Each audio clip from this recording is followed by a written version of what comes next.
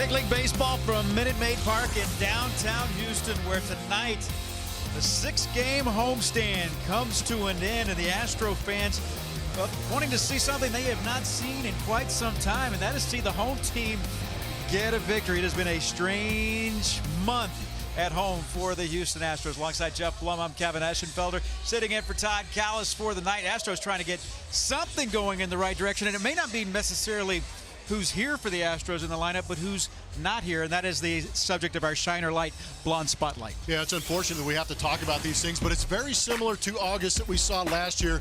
Just it was in the starting rotation with Dallas Keuchel on the DL. Lance McCullers spent some time on the DL, and Carlos Correa again on that DL. But he's back now, but it always serves us a little bit to see how good these guys really are and how important they are to this lineup. You're going to have some guys step up in key situations, but on the whole, these are the three horses that are going to drive this ship. You can see that they account for almost a quarter of the offense that the Astros are going to go out there and put up. Those are RBIs and runs scored. The thing about Carlos Correa, once he gets going, he is incredibly clutch. We've seen him get 6 walk-off hits in that Astros uniform. George at the top part of the lineup is always a force and a threat. As soon as he steps in the box, Altuve is really the catalyst with the bat and the attitude when he goes out there and plays. You can't say enough about these guys, and what they do is create a lot of depth, but it's also that attitude and that energy with them in the lineup that affects everybody else. All right, the Astros looking to get a win before heading out of town. When we come back, Josh Reddick, one of those who hopes to step up in a big way, sits down with our Preston Wilson.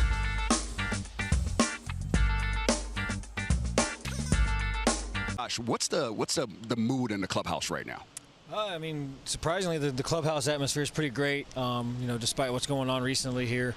We come in every day like nothing's wrong. Everybody's all hyped up and doing their same thing they do every day, whether we're winning 10 in a row or losing 5 in a row. So the feelings are right, the atmosphere's right, the attitude's right where we need them to be. We just got to convert it from in there to out here. What are some of the things that, because when you're missing the big guns like a Springer, like an Altuve, everybody kind of has a chip in a little bit. What are some of the little things that you think you guys can do a little better to kind of hold it afloat till they get back? I think our biggest thing is just staying within ourselves and not trying to do too much. I think we got some guys, including myself, that are going out there and trying to carry the weight of an Altuve or a Springer. When we're not those kind of hitters, we're not going to be those guys. We have to find ways to maybe recreate that guy in 2 or 3 different hitters, and maybe if we have to do a few more hit and runs or maybe some bunting guys over, that's what we need to do, because that's not really our game with those guys in the lineup doing what they can. So I think we need to just kind of change our game plan a little bit, because obviously the hits haven't been coming for us, and we need to get out there, and obviously we want to be hitting as well. But I just think we got to transition into some small ball a little bit. Well, you're really about the little things. Where does that come from? Because like when I watch you play, you're a very detailed player. I look at the way you field balls, the way you throw. Where did that start? Anything can change a game. Anything. Remember that, kids. Anything can change a game, whether it be, beating out a ball that just got bobbled by the infielder.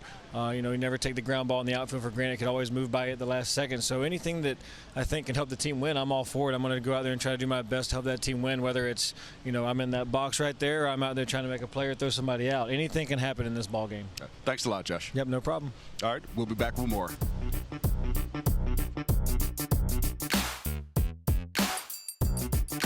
Southwest Airlines, low fares, no hidden fees. That's transparency. By McDonald's, I'm loving it. And by Volkswagen.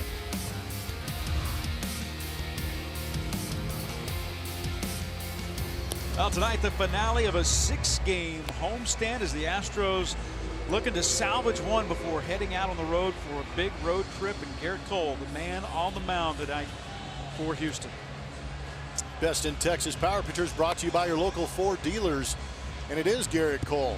July 24th, he went 6 1/3, only allowed 2 earned runs, 5 hits, 9 strikeouts, 1 walk, and 102 pitches. The interesting thing about Garrett Cole is he has such a good breaking ball, which we'll have a chance to talk about a little bit later in the show, is he threw 76 fastballs out of those 102 pitches, kind of giving you an idea that he adjusted to the altitude in Colorado and still incredibly effective with that fastball that has a relatively low number against it as far as batting average is concerned. Overall, the opponent batting average against Garrett Cole is at 187, and every strikeout he gets is a career high in strikeouts for the season, sitting on 207 right now. What Black's lineup card looks like this: Charlie Blackmon leads it off, the center fielder, followed by LeMahieu and Carlos Gonzalez, the top 3. Arenado, Story, and David Dahl gets the start. Ian Desmond is at first base. Ryan McMahon is at third. There will be Chris Iannetta doing the catching and batting ninth for Bud Black's Colorado Rockies. Astros got some good news earlier today as the Oakland Athletics finally lost a baseball game. Mariners got them in extra innings, so the Astros taking the field tonight with a game-and-a-half lead in the American League West. Blackman leads it off. We are underway. Just outside, ball one. Blackman, a .275 hitter, leads the National League in runs scored.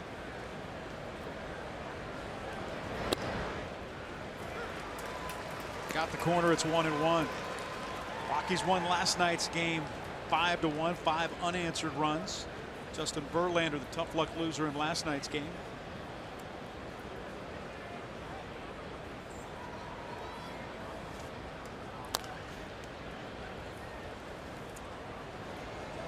Go quickly ahead, 1-2. Oakland's lost today, just their 13th loss in their last 51 games. Pretty impressive stuff. And I'm not sure if it's an organizational thing, but that's really reminiscent of like the early mid-2000s Oakland A's that we've seen where they go on that run in September. A swing and a miss, and Garrett Cole punches out Charlie Blackman to get this one started. Good breaking ball from Garrett Cole. Snap down in the bottom part of the zone. Very good hitter, and Charlie Blackman unable to adjust to it. Well, defensively tonight for the Astros, Tony Kemp in center field, Marwin is in left, Reddick in right, Yuli Gurriel and Correa the middle infield, and Bregman and Tyler White on the corners. Max Stassi catching Garrett Cole tonight. DJ LeMahieu, a couple hits last night. Didn't play against the Astros when these two teams met in Denver back in mid-July.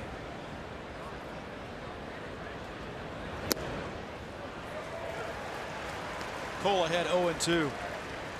Saw plenty of strikeouts last night.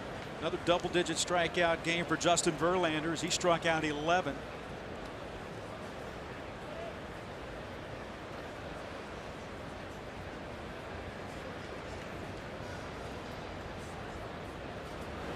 Swing and a miss. 2 up and 2 down and 2 Ks. All right. Garrett Cole coming out aggressive in the strike zone. Pretty good to get a guy like DJ LeMahieu to chase that far out of the zone. He's behind only Chris Sale in the major leagues in strikeouts per 9 innings. And he is on pace right now to set an Astros record, held right now by Nolan Ryan in 1987. About 11.5 strikeouts per 9 innings. It's incredible for a full season. And that is not the guy we anticipated to see from Garrett Cole. We anticipated a very good pitcher, but not a guy that's going to go out there and create that kind of swing and miss. Gets ahead of Carlos Gonzalez with that 82-mile-an-hour curveball.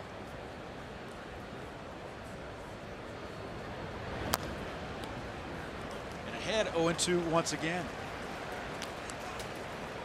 Shift employed against Carlos Gonzalez. You can see the defensive alignment with Alex Bregman, Correa, Gurriel, and White via StatCast AI powered by AWS. It's inside. Peel down and no swing. Fielding Colbert, the third base umpire.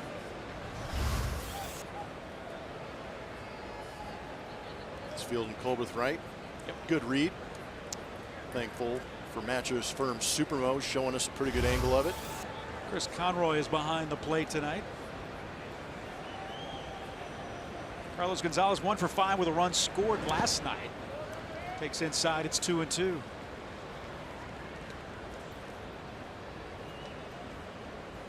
The Rockies playing their best baseball of the season. Carlos Gonzalez may be their best hitter during that stretch. Hitting over 330 based in the last 6 weeks of the season. 3 balls and 2 strikes.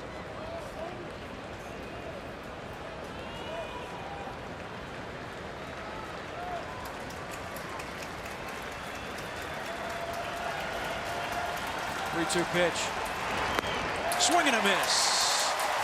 3 up and 3 down as Garrett Cole strikes out the side in the first. In the leadoff spot, playing third base for the Astros, followed by Marwin Gonzalez and Yuli Gurriel. Carlos Correa, Tyler White, and Josh Reddick, the middle third. Evan Gattis, Max Stassi, and the center fielder Tony Kemp will bat ninth, and that's the lineup that will face 28-year-old Tyler Anderson. Left-hander Tyler Anderson going out there for the Rockies in 24 starts. He is 6-4 in 137 innings. He has struck out 127 batters. The opponent batting average at 229. Want to get him early. The splits on him are interesting because left-handed hitters are hitting 279 off of him with 6 home runs. Right-handed hitters are hitting 215 with 15 home runs. 15 of the 21 he's given up to right-handed hitters, but the average way down on the reverse split. Bregman leads it off. This is high. 1-0. Alex is one of those 15 home runs that Anderson has given up. Got him back in Colorado. That was July 24th. That game started with Springer hitting a routine ground ball at Trevor Story. Story dropped it. Springer reached. Next batter up was Alex Bregman, and he hit a home run since the second batter of the game. It was 2-0 before the Rockies had recorded an out. It stayed 2-0 until the 10th inning. And the Astros scored 6 and won the game 8-2. Bregman to right center field. He's got a chance. Blackman over. It'll bounce to the warning track. And Bregman into second base with a leadoff double.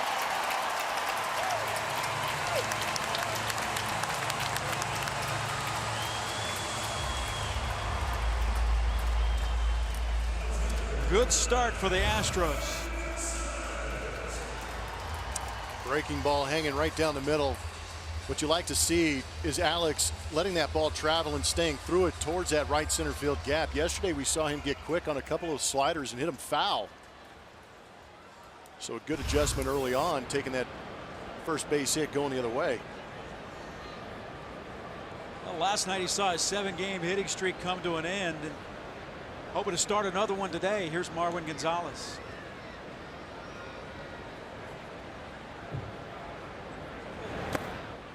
One 1-0 as Marwin gets ahead in the count. He has been one of the few bright spots offensively for the Astros on this homestand. 7 for 20, hitting .350 with a couple of runs batted in. And that's saying something because they have not scored many runs on this homestand. Astros have really struggled to get something going. They've lost 5 in a row.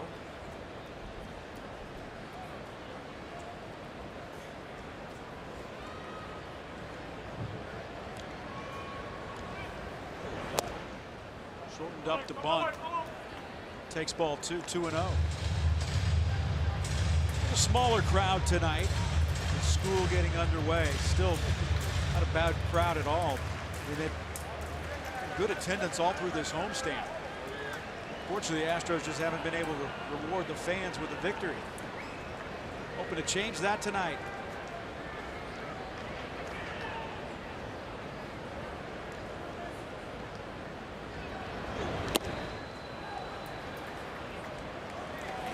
Up, check this swing. It's 3-0. So far early on, pretty tight zone from Chris Conroy behind home plate.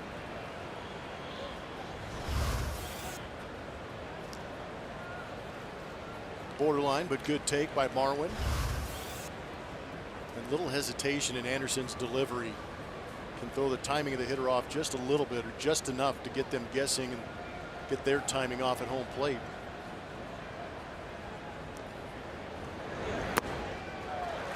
This is down and 2 men on with nobody out in the first.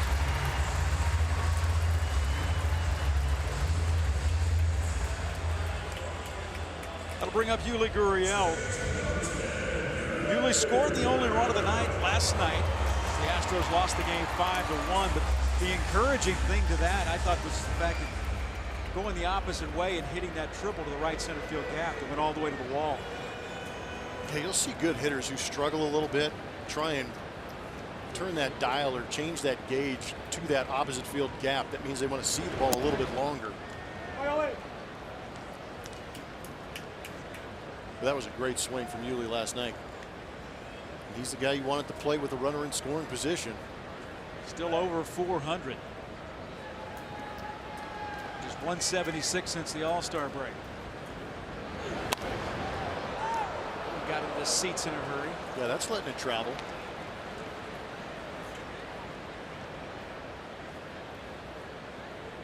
I'd say so.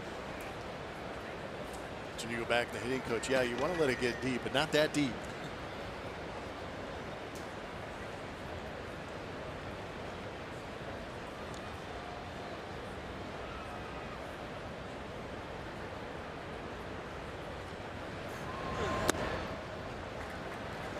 Well, the Astros, as I said, got to Tyler Anderson early in the game in Colorado on the 24th. Trying to do the same here. A.J. Hinch's team. So don't look at me pressing any panic buttons right now. Just a matter of getting his guys back. Taking Springer and Altuve, and for the most part Correa out of the lineup for that extended period of time. So everybody's going to suffer if you take those guys out of a lineup. That's down low a ball. It's 2-2.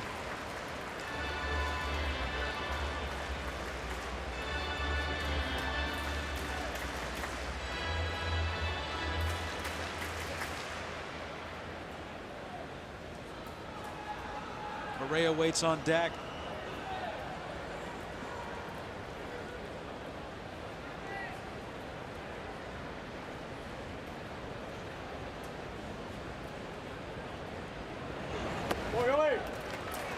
Three balls and 2 strikes.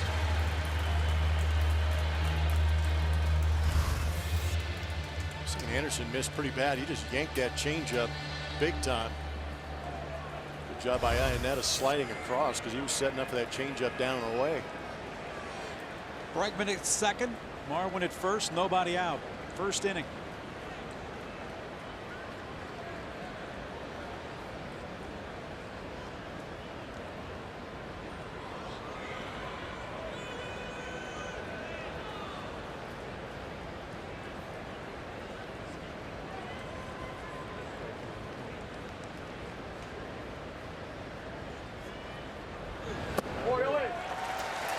Bases loaded, nobody out.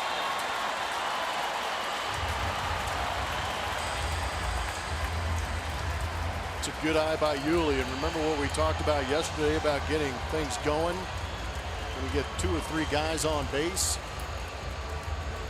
usually good things happen.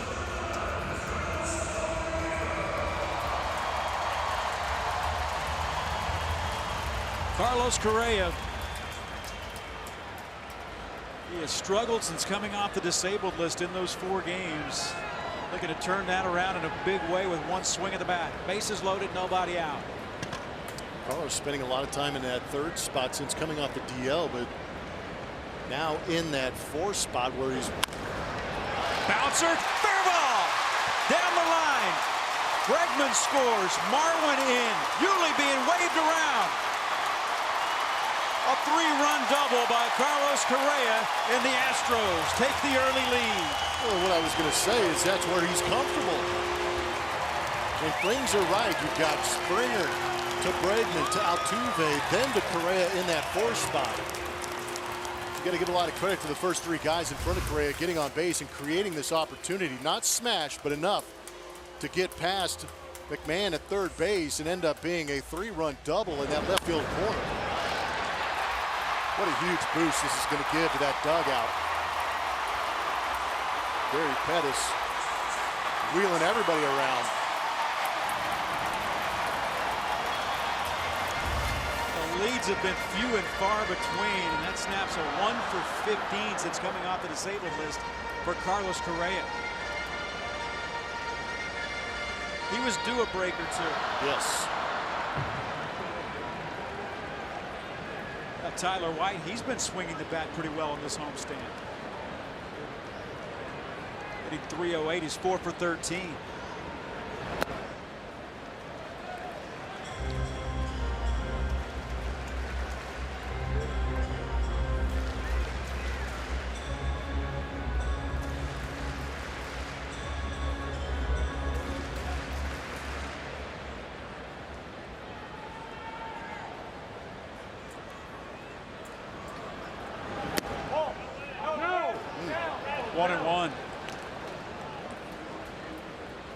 Seemed a little bit low. Let's see what our MD Anderson strike zone says. Just catching the edge of that zone might be the way Iannetta caught that also. Kind of deceiving. It's a 3-run inning. We have not seen many crooked numbers at all. In fact, Tyler White right back up the middle. LeMahieu will throw him out, but it moves Correa to third with 1 out. It's going to get some high fives in the dugout. Tyler White probably wanted to do more and drive in the run, but still with nobody out and a runner at second base. Getting that guy to third less than 2 outs is a beautiful thing, and actually a pretty good piece of hitting, bringing the hands in.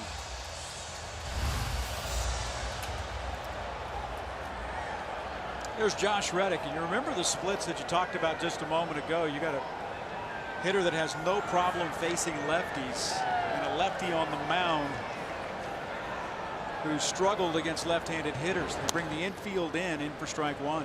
Change up.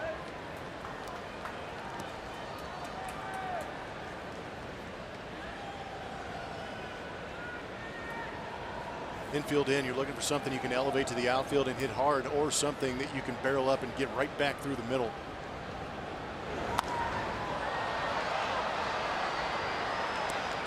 That will make the seats. But Reddick behind in the count, 0-2. You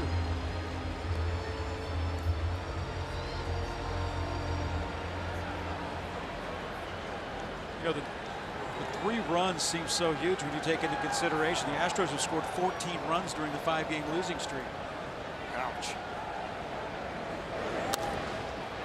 Just got a piece of it. Dahl comes in, makes the catch. He'll draw the throw. Correa not going anywhere. It wasn't deep enough.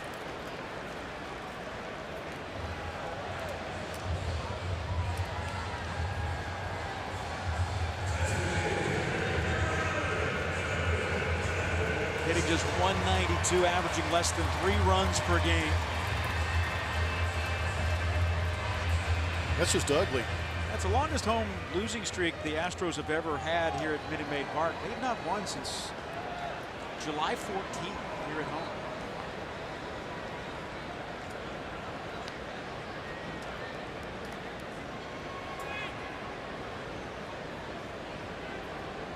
Gattis trying to break out of a funk as well. Take strike 1.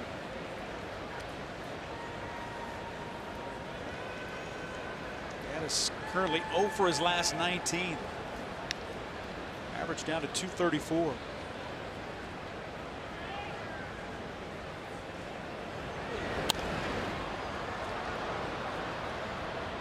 It's 0-2.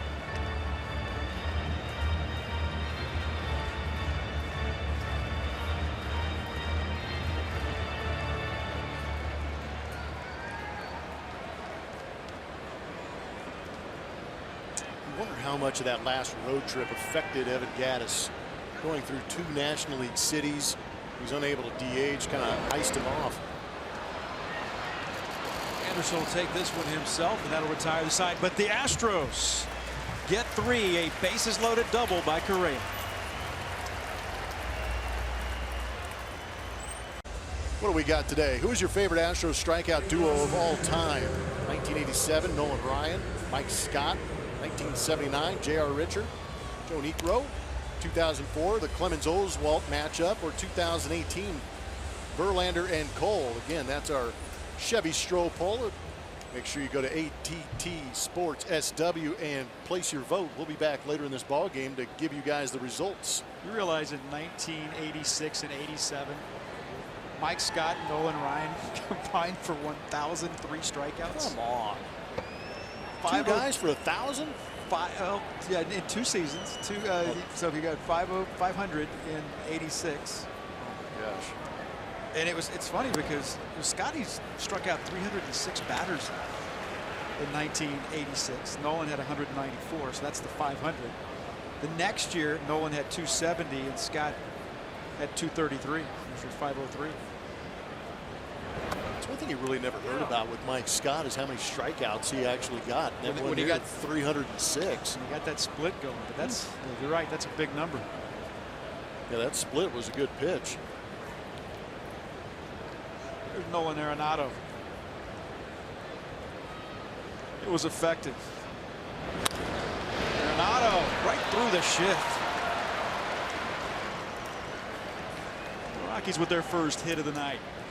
Well, of course, it's Nolan Arenado. Not only is he a good ball player, he's got pretty good numbers against Garrett Cole in his career. But a pretty good piece of hitting to be able to stay on that slider. He's DHing again with that hit. Nolan Arenado is now 7 for 15 with 2 home runs against Garrett Cole in his career.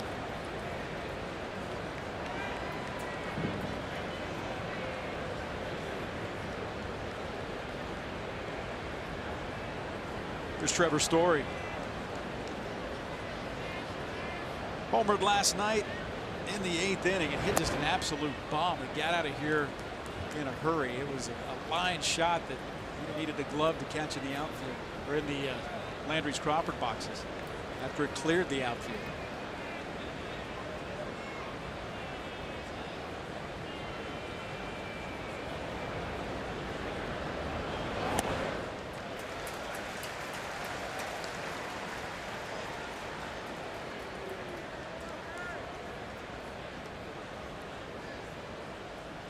Garrett Cole with that striking out the side in the first inning, now up to 210 strikeouts on the season, and each and every one will set a new career high for him.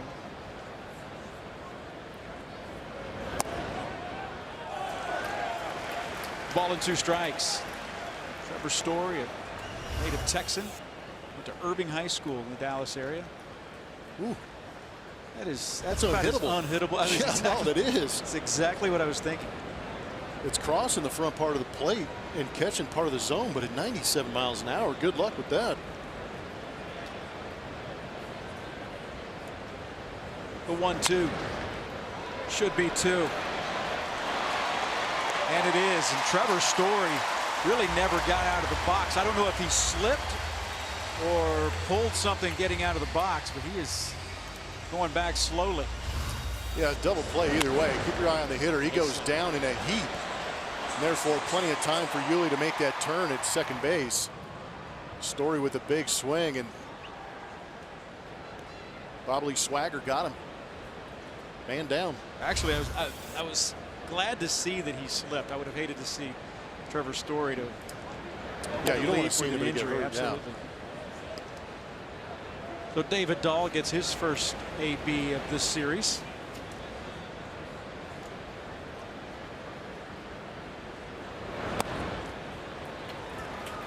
Yeah, you talk about Arenado putting up big numbers.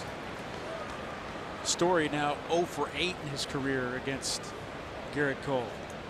David Dahl in his 40 games since being recalled earlier in August. A couple of times down in Albuquerque this season. Ball and 2 strikes.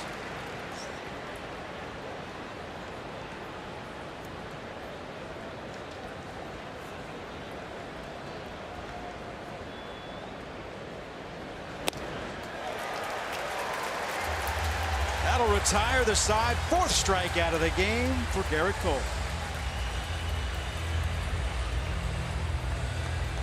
Invites you to join the volunteer corps to take part in various volunteer opportunities, including game day activities at Minute Maid Park, craft parties at local hospitals, and much more. For information, visit astros.com/volunteer.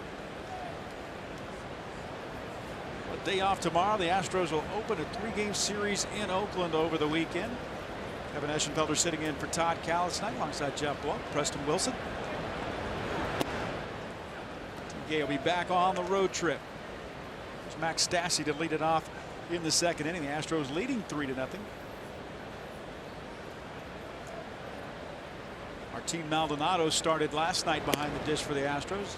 Stassi came in and caught the 9th. Yeah, you really felt with the substitutions that A.J. Hinch made that he was trying to push all kinds of buttons to see if somebody could come up big. It just didn't happen.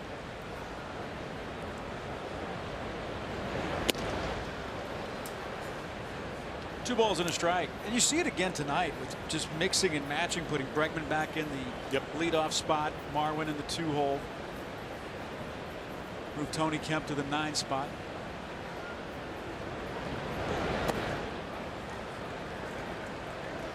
It's 3-1. Yeah, I really feel like AJ, when he wrote out this lineup, made a concerted effort to make sure that Carlos was going to be in that 4th spot, and then just kind of moved around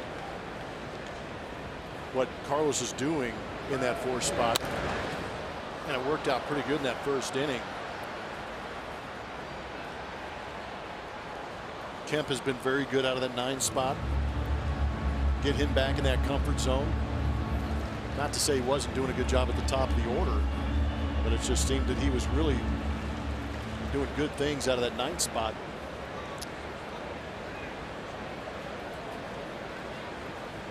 Three-two pitch to Stassi.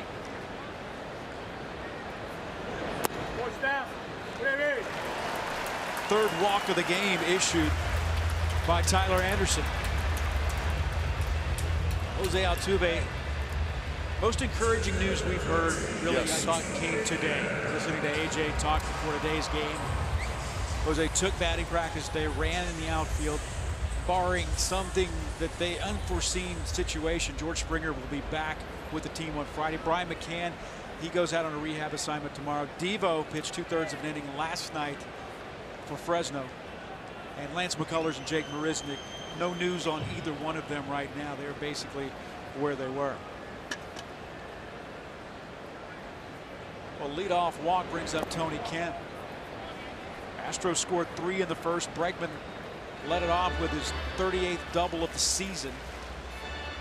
And walk, and a 3-run double by Carlos Correa.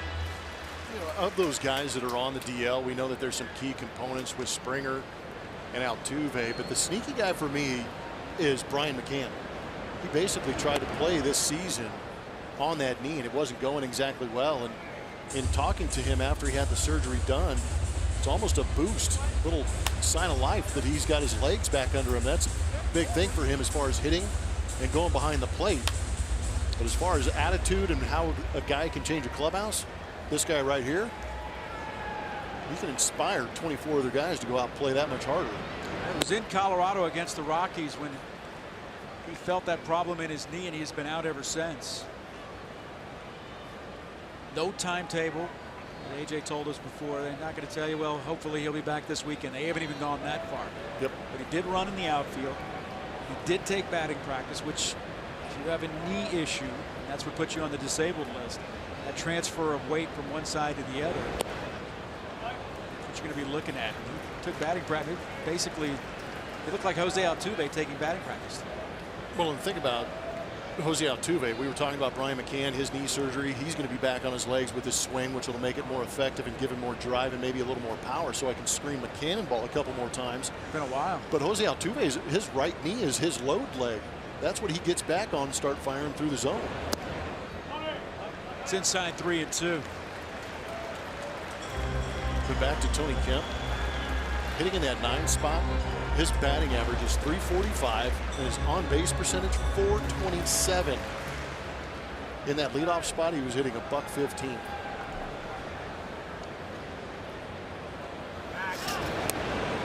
Yeah, He almost got Stassi. Yeah, well, did you see where Tyler Anderson, that right leg, Some hang time. and There were a couple of pickoffs in that game on July 24th. it was Altuve.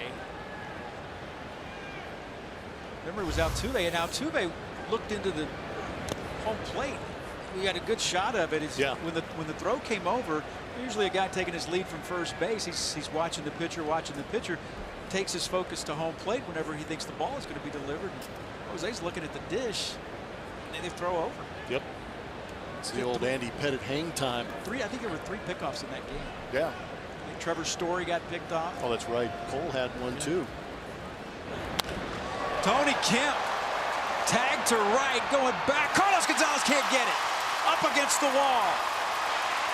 Stassi turns to third, and he'll stay there. And Tony Kemp, the Astros' 3rd double of the game.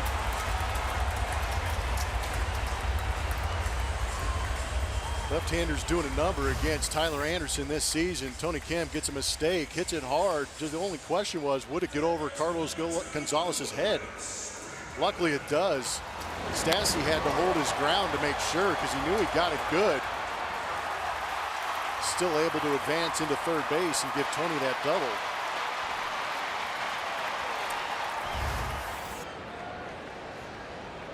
So after having the bases loaded and nobody out in the first inning, the Astros now have runners at second and third and no one out in the second.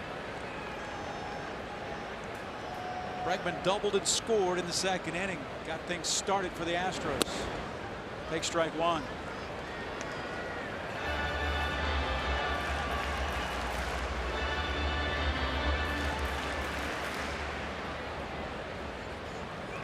Interesting alignment in the defense. They're kind of playing behind, almost at double play depth, and the reason is because Max Stassi doesn't run extremely well, and they don't want to give up too much with two runners in scoring position.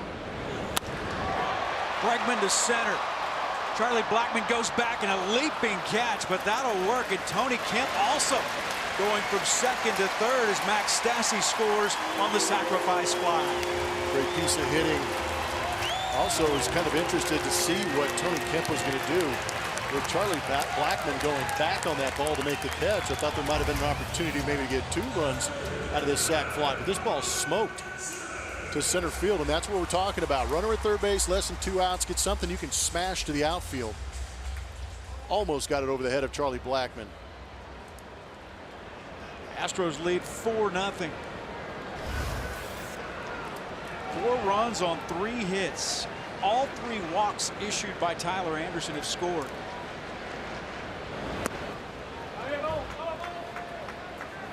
A heads-up base running play, though, by Tony Kemp as well. Great read once he saw the catch, able to get to third base with just 1 out.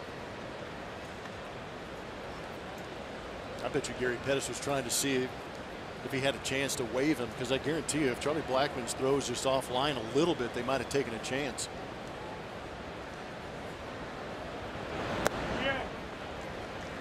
A ball and a strike. Marwin walked and scored in the second inning. Bregman, Gonzalez, and Gurriel all scored on Carlos Correa's bases loaded 3-run double in the first.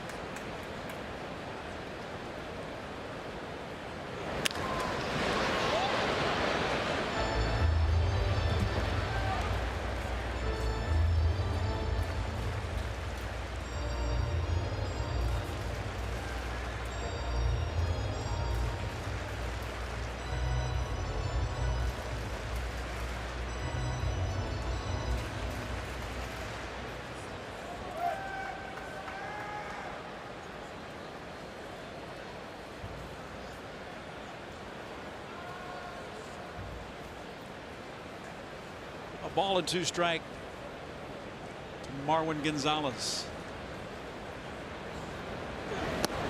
Struck him out. About 2 away for Yuli Gurriel.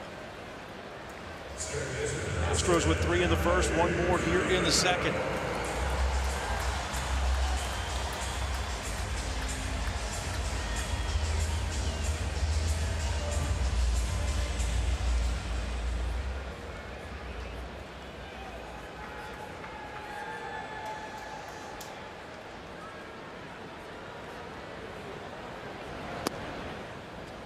Off-speed breaking ball.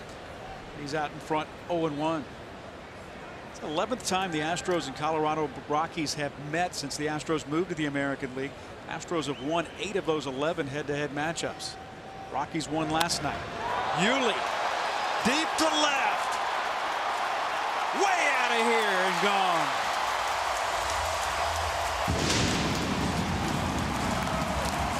Two-out lightning from La Pina. 2-run homer. It's 6-0 Houston.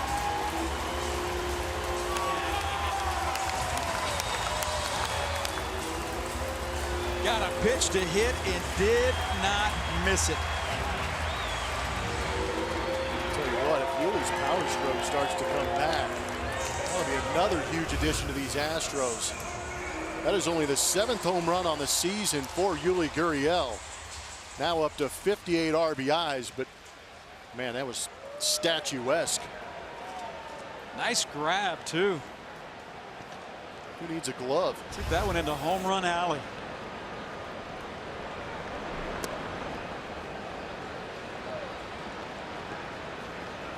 That is the first Astro home run since Tyler White hit one 6 days ago. I thought you were going to say since Preston hit one.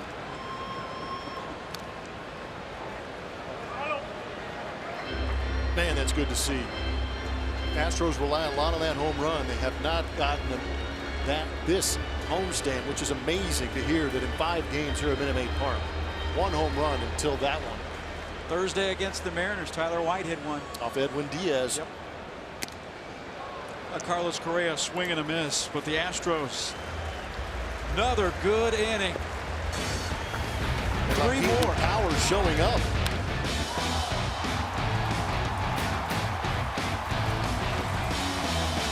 Methodist Garrett Cole has been great with the fastball. We talk about the 2-seam and 4-seam. He has been heavy on the 4-seam, and it has shown up in a big way, and it's just crushing opponents. 169 batting average against that fastball for Garrett Cole. Second best David Price at 190. Gives you an idea just how good it is when you're that much better than the It's amazing how second dominant best a fastball can be, but Garrett Cole has figured it out. Ian Desmond leads off in the 3rd. In for strike 1. Starts him off with the curveball.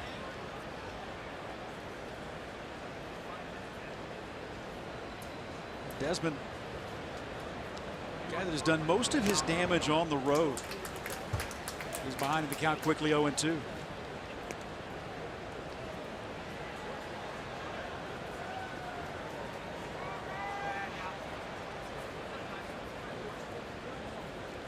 He's one of those rare guys left, like you, came up through the Expos organization.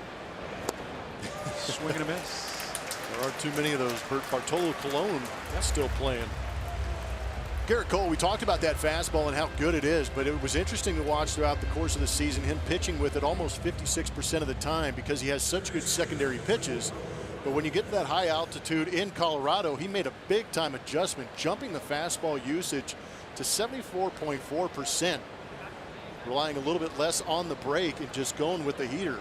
Combination of the altitude and the ability of the Rockies to hit the fastball, I think, is what led to that, because the Rockies against 94 plus are hitting 249, which is 16th best in Major League Baseball. They struck out 5 of the first 7 Colorado Rockies he has faced.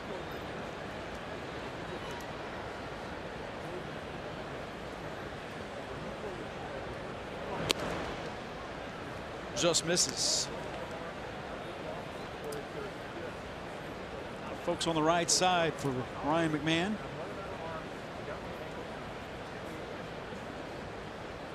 Cole struck out 9 when he faced the Rockies back in July at Coors Field, and he had a lot of strikeouts early in that game as well. He had 5 strikeouts in the 3rd inning, just like he does tonight. Fouled back and stays ahead. Count even at 2-2, beg your pardon. Top of the 3rd inning, the Astros with 3 in the 1st, 3 more in the 2nd. Garrett Cole pitching with a rare lead. And I don't think that's really going to affect how he goes out and attacks these Colorado hitters either. Like him, Justin Verlander, basically everybody in this rotation, they go out with a game plan and they plan on executing it no matter what the score is. But it's got to feel awfully good knowing that you don't have to be absolutely perfect if you're Garrett Cole, because that's how it's felt for most Astros starters here in this tough stretch where the runs have been hard to come by. Well, Cole is trying to avoid his first ever 4-game losing streak. He's lost 3 straight starts, and the Astros have scored 4 runs in those 3 starts. So I was just going to ask you what his ERA is, which is very good. That is 6 strikeouts as he gets McMahon swinging. Bringing the noise up top, and we've seen McMahon get beat by some fastballs in this series. Yeah, McManus had a rough go. Verlander pretty much had his way with him last night. And Garrett Cole is as sharp as I've seen him probably in his last 3 or 4 starts. The command is incredible. He's throwing the ball where he wants to almost every time. And he's had different shapes to that breaking ball. Sometimes it's a little bit more loopy like that one. He's throwing a couple sharper ones tonight. He looks like he is on his game. This could be definitely a double-digit strikeout night for him. Probably up around 14, I'd say. Yeah, interesting. I like it. You talk about the double-digit strikeouts. Garrett Cole has 6 double-digit strikeout games this season. Iannetta hits this one high to right, Reddick over, and that will retire the side. We'll pick that one up in the next half inning. Middle of the third, the Astros with a 6-0 lead. Justin Verlander was back on his game. Got roughed up the outing before, but rebounded nicely against these Colorado Rockies. Very aggressive with that fastball again. 11 strikeouts, 0 walks. He is one of the league leaders as far as strikes in the zone, and he was getting after it last night. 4th time this season, 10-plus strikeouts and no walks, most in Major League Baseball. You just wish the record matched up with what the numbers are showing. Those 217 strikeouts for the season, that is already the 12th best season in Astros history. That's Kidding me? Garrett Cole, as of right now, that'd be the 16th best ever in Astros history for an individual season. Trevor Bauer placed on the disabled list. James Paxton placed on the disabled list as well. Took a line drive last night off the bat of Jed Lowry. Talk more about that, but that's not something you celebrate if you're an Astro, but certainly might make things a little bit easier when the Astros head to Seattle. Yeah, you're not going to celebrate it, but you're definitely not upset. Absolutely not. Luckily, there's not major damage to James Paxton, but he has just been an absolute thorn in the side of Astros hitters. That number on the bottom proves it. Undefeated and a 2.05 ERA. Well, Tyler White grounded out in the 1st inning. It was a productive out that moved Carlos Correa over to 3rd base. He would end up being stranded. This is inside. It's 1-2.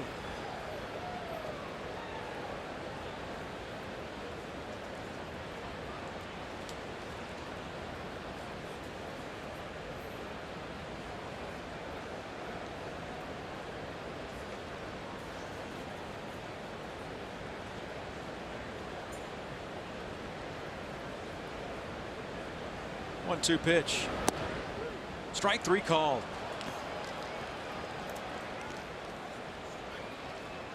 Third strikeout for Tyler Anderson. Not much you can do about this if you're Tyler White. You're just hoping that the umpire misses it. But with that cut fastball in the outside corner, perfectly placed, he got the call. Get out of play is presented by Toyota. Josh Reddick. And he has wreaked havoc on those catcher's mitts.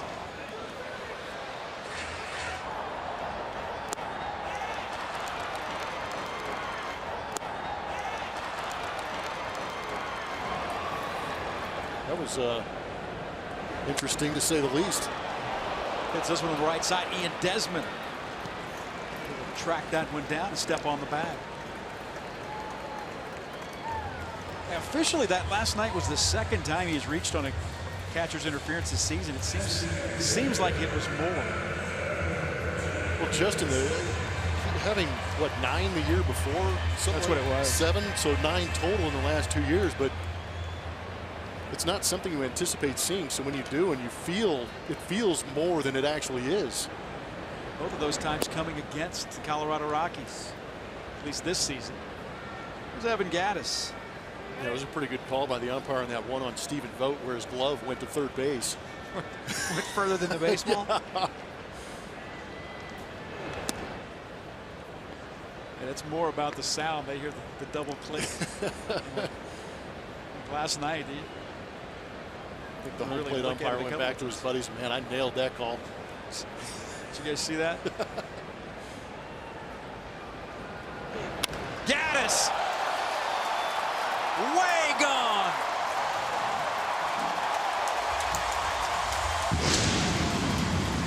Took out some frustrations on that pitch. And that is how you snap an 0 for 20. You hit it a mile.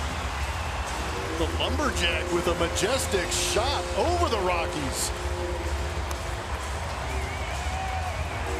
That was impressive. That was an absolute bomb. That is Gattis' first hit since August 1st. Come on. His 22nd home run of the season.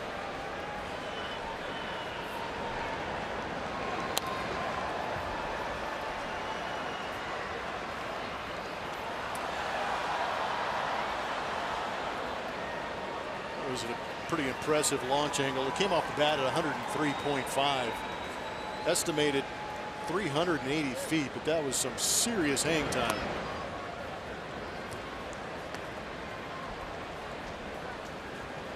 Astros now lead 7-0. Stassi walked and scored in the second inning.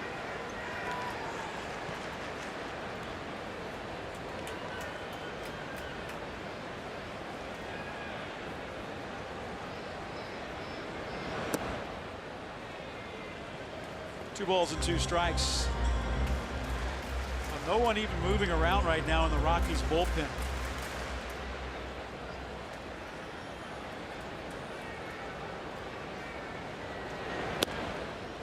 Anderson has had trouble finding the zone, and when he has, the Astros hitters have punished him tonight.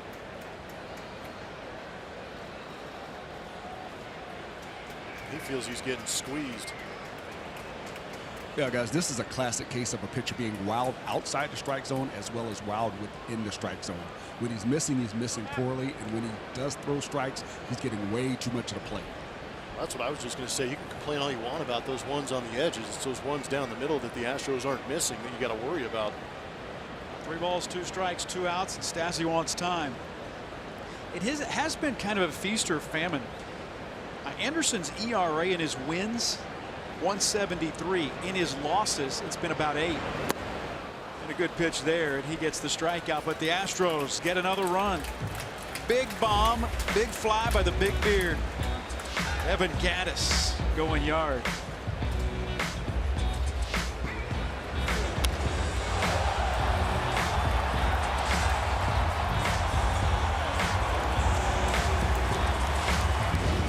Tito's handmade vodka.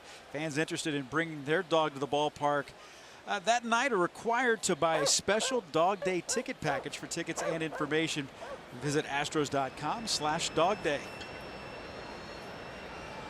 Did that last year. Where are the batteries? You think the batteries go in the collar on that one? I'm not sure. It was almost too cute to be real. Astros leading at 7-0. Charlie Blackmon leads it off in the 4th. The Astros have scored half as many runs tonight as they had on the homestand coming in. 14 runs total first 5 games of this homestand. Unleashing some fury here in these first 3 at-bats.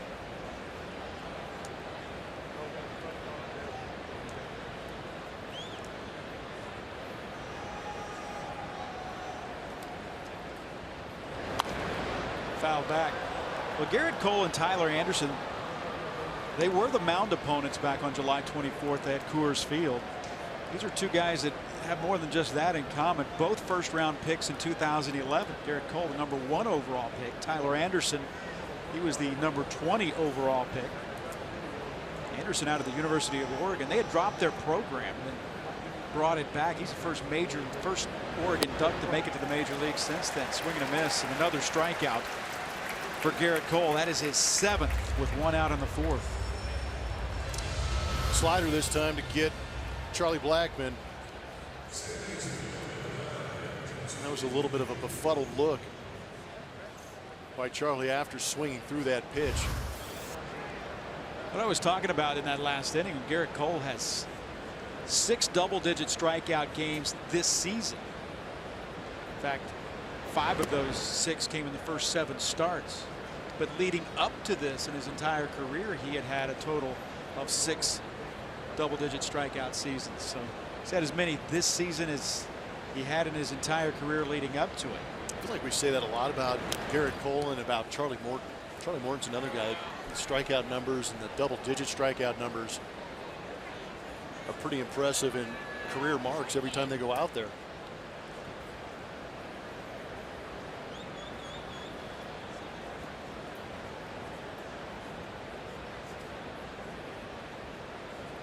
LeMahieu struck out in the first inning. Hits that one on the ground. Backhanded by Bregman. Long throw. And gets him by a mile.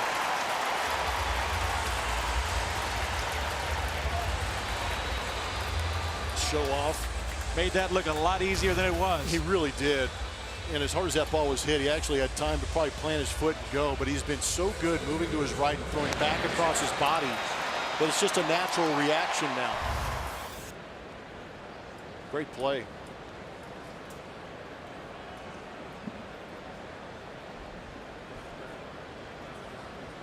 I will face Carlos Gonzalez, who's trying to maybe take a little extra time to get in that box because this had the potential to be a very quick inning. Would you rush to the box if you had to face this guy? That's a good point.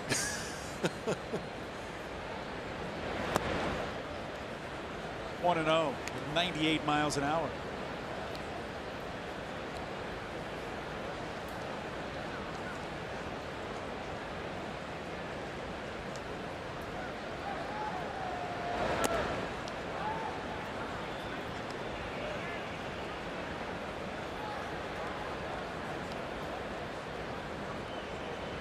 Garrett Cole has had a lot of success against the Colorado Rockies, mostly in Pittsburgh. He has not been particularly good at Coors Field. It's his 6th career start against the Rockies. He's 3-1 with a .265 ERA. Facing them earlier this season, went 6 1/3, gave up the 2 earned runs. It was the game the Astros won 8-2 in extra innings. 2 balls and a strike, 2-2. Well, since July 1st, Carlos Gonzalez hitting .325, slugging .595.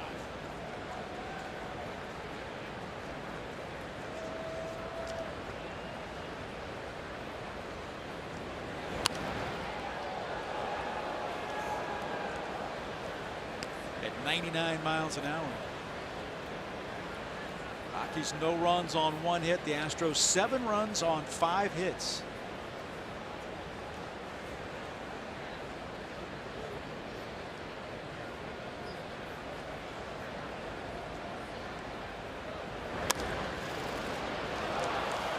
Second hit of the night for the Rockies. Really just couldn't get quite down low enough to be able to take that one in. It's right through the shift.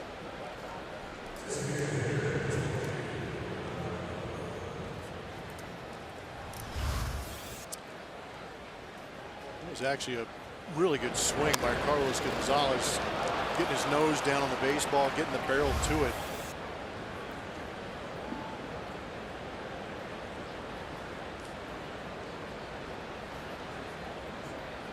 Nolan Arenado.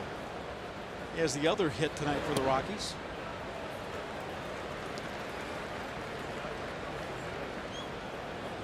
Arenado, the DH, talked about it last night. This is the 8th game for the Rockies in a National League ballpark. Nolan Arenado is the only guy who has had multiple games at DH. They had 7 designated hitters in 7 games in the National League parks until tonight. Arenado was the DH last night, stays in that position today. He hadn't played in the field since Thursday night against the Dodgers. Left that game with shoulder soreness. Ooh. Did he go? Yep. Yes, he did. No way, man. I'm trying to get out of the way. Nolan not happy about it. I see his point. That is. No, you do, because I mean he's starting to swing and trying to get out of the way. Guys, I'm down here laughing because that's just not a fun feeling where you're trying to get out of the way and you start your swing, but then your motion of you trying to get your head out of the way brings the bat through the zone. Well, do you see in the replay with the hands go through? He's like, man, it's self-defense out here. That's exactly what he said. I'm trying to get out of the way. He'd say, well, your bat still went through the zone. But I think even when he looks, fault him for calling it. When he looks back at that, swing. he's gonna agree with the first base umpire whether he wants to or not. Just got a piece of that one. Yeah, that'll make you start start prioritizing things in your life when you start a hack like that. Reevaluating. Yeah.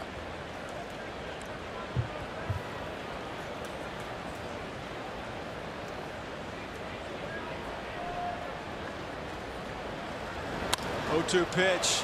Arenado's going to get the last laugh on this one. Great piece of hitting, sends that one to right field. At first and third with 2 outs. Man, he's good. Yeah, he's very impressive. He's going to have a conversation down there at first base with Vic Carapazza about that swing. But another Rocky hitter keeping his head down on the baseball, going the other way, not trying to do too much because Gerrit Cole is in command of this game. Just the mental fortitude to be able to fight through a call like that against you and then face a guy like Gerrit Cole and end up getting a hit. It's pretty impressive. And that was 98 up there too. Got there in a hurry.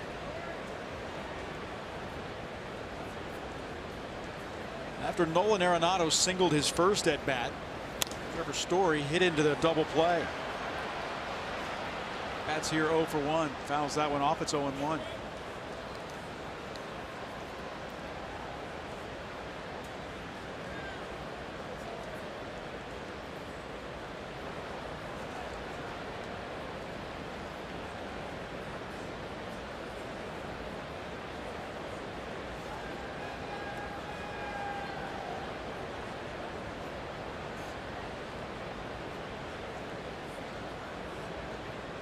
Rockies with runners at first and third, 2 outs.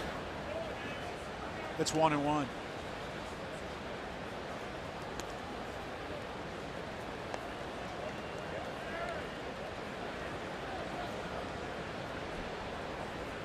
Astros trying to snap a 9-game home losing streak. Gerrit Cole looking for his 11th victory of the season.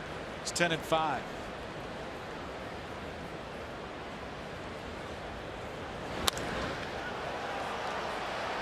That'll be down for a hit, and the Rockies are on the board.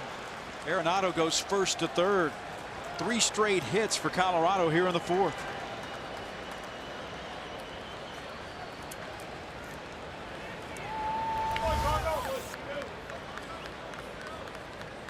Not terrible pitch, as you can see that Gerrit Cole is hitting the target. That's a pretty good pocket, though, between LeMahieu, Carlos Gonzalez, Nolan Arenado, and Trevor Story. They're going to score some runs when they run those 4 guys out there in a row. David Dahl struck out in the 2nd inning. He's 0 for 1. Well, that's part of the reason I waited to see that replay a little bit, just to see if he did miss a spot, but he hasn't really missed a spot. It was a great slider to Carlos Gonzalez that he got the base hit on. Arenado had to fight through his at bat to get that base hit. Story goes, he'll steal the base easy. And Story, with that fastball away, just stayed on it, went the other way.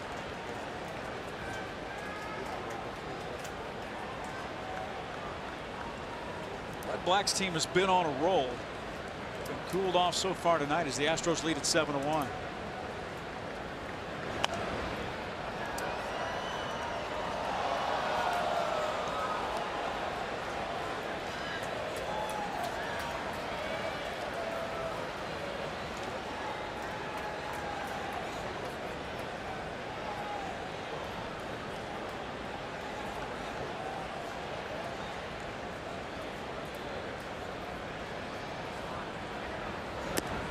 This is upstairs. Colorado has spoken to the fact that they've been playing well.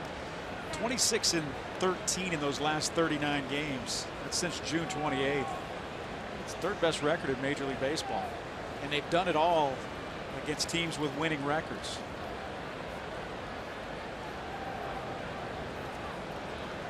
Pitching's been a big part of it, but the Astros have jumped on that staff tonight.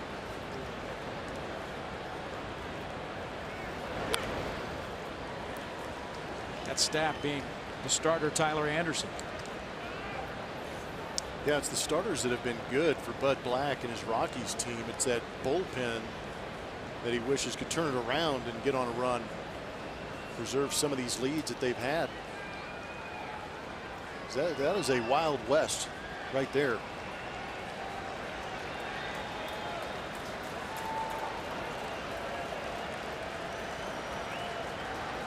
One and two. Crossed up Stassi on that. Yep. 2 balls and 2 strikes. Hey, congratulations to the Astros RBI softball team. Did cross him up. Hey, they had 2 wins today. They advanced to the championship game of the RBI World Series, which is being played in Minneapolis. They're going to play for the championship tomorrow. So good luck to the RBI softball team for the Houston Astros. Swing and a miss. He got it. Throw down to first to complete the play. And Garrett Cole cruising through 4.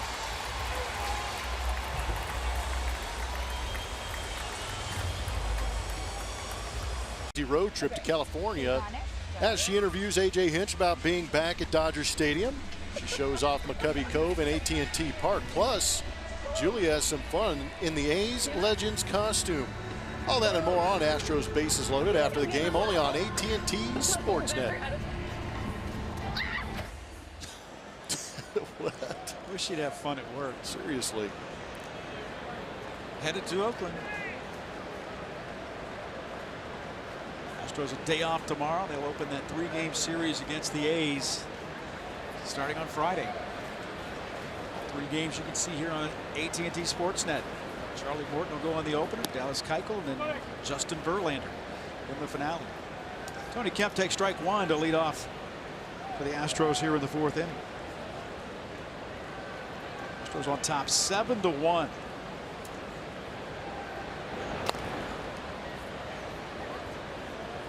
The Rockies riding a 4-game winning streak in which they had allowed just 10 runs during that 4-game winning streak before tonight. Astros were trending the opposite direction, a 5-game losing streak in which they had scored only 14 runs. Halfway there tonight.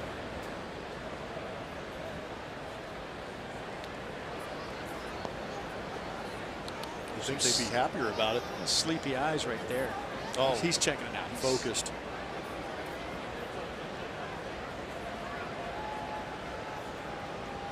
His face tattoos hurt.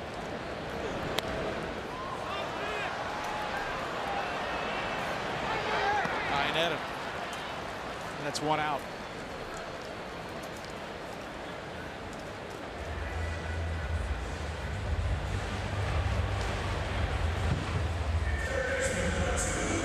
Brings up Alex Bregman.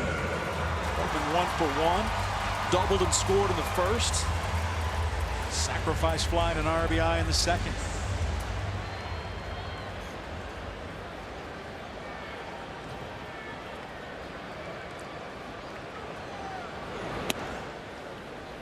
Guys, tonight the Astros have 5 extra base hits, and that really changes your offense. It takes the force play out of the equation, and you're piling up bases. Blum, what's the sense for you of what a difference extra base hits are?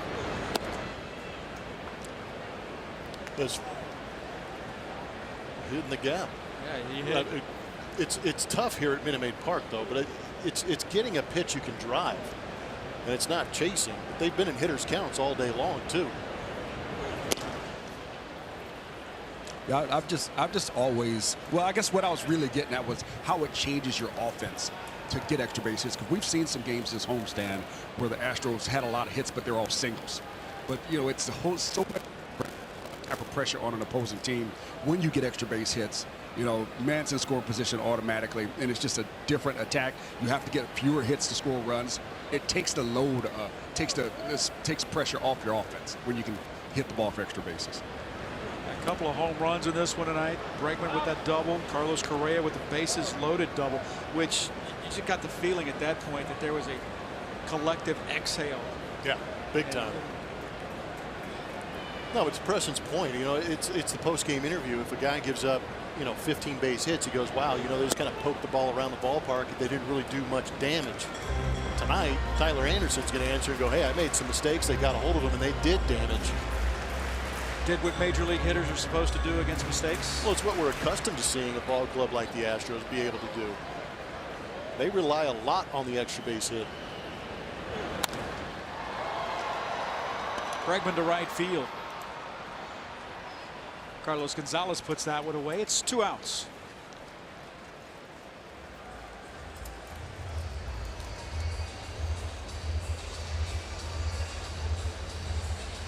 And you got the feeling early on in this game, and what you didn't want to have happen was something that you've seen the Astros do is put together traffic, but not able to push runs across. Yep.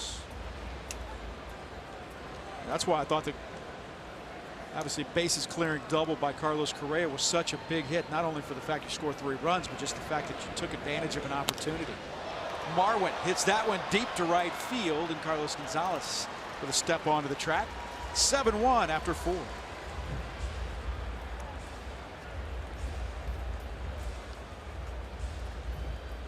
Try something different, like Jack's Teriyaki Bowls for a limited time only.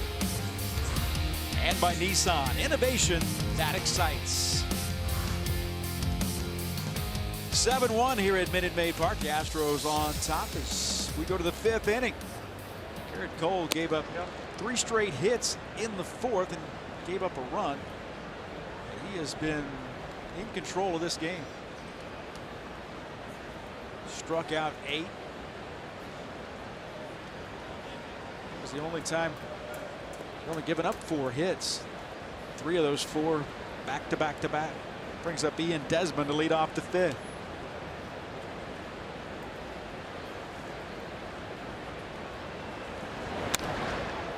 Desmond hits this one high and deep to right field. Reddick over, and Reddick will make the catch, a basket catch. And another play. It was made to look much easier than it was.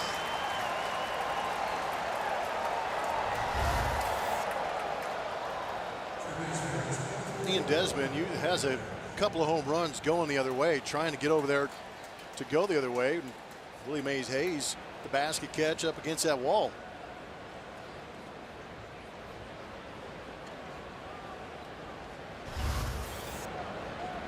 Nicely done by Josh Reddick. Ryan McMahon struck out his first at bat.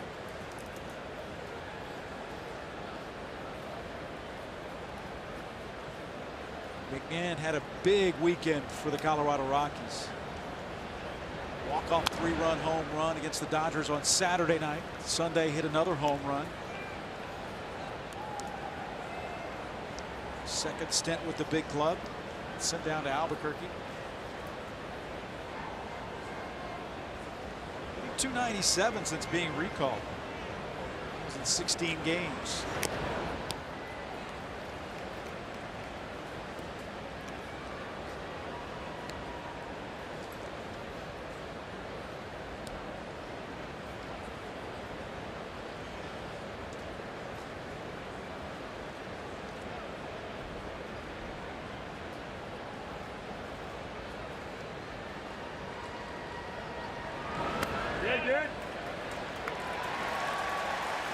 Ring him up. Another strikeout for Garrett Cole. That is his 9th. 3 fastballs and then a breaking ball down. I guarantee you McMahon was getting that bat ready early for a fastball, recognized break, and tried to hold up and could not.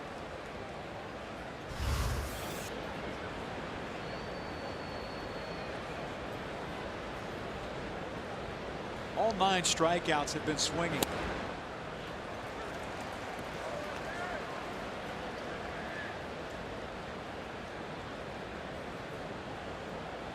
Saw what Justin Verlander did last night, looking to catch him. He's 1 strikeout away from doing just that. It's on the ground. Bregman, who slipped for a moment, throws Iannetta out. That'll retire the side. Halfway through, the Astros lead 7-1.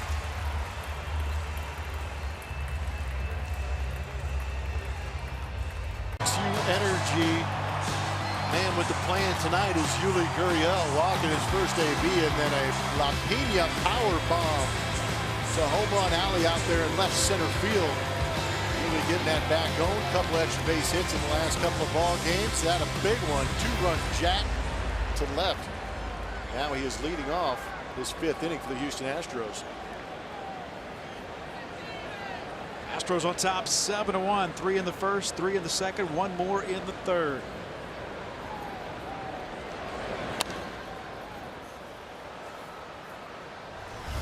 How about some StatCast numbers? You know we love the exit velo and distances. Yuli, 100 miles an hour off the bat.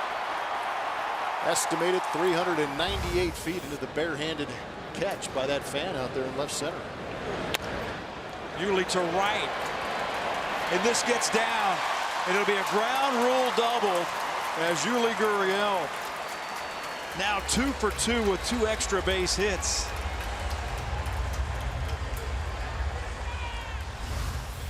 Using all the field now. Saw a double going to the right center field gap last night. Here letting the baseball travel quite a bit and shooting a line drive over that right field wall on a hop.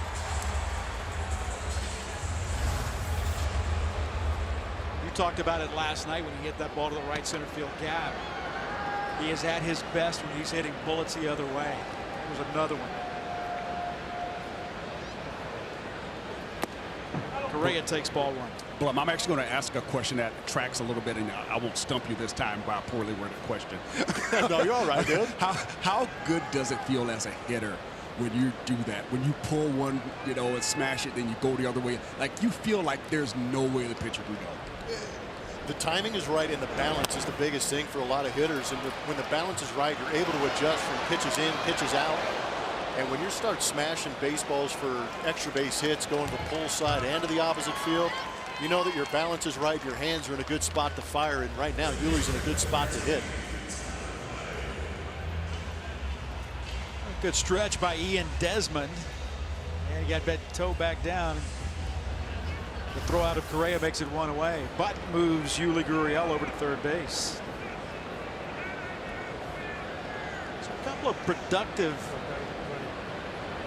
infield outs, one of which was by Tyler White, moving a runner over to third early in this ball game.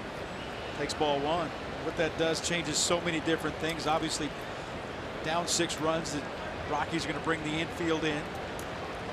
Guys, I'd love to see Tyler White be rewarded right now because he had a productive out, moving a base runner from second to third, did a good job staying inside.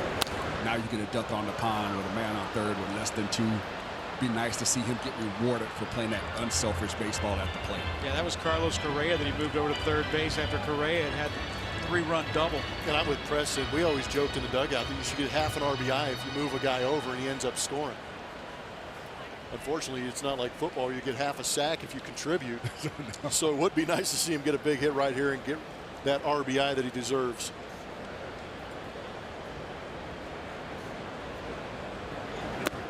Overall, I think the Astros have done a much better job tonight when they've gotten men in score position of picking better pitches.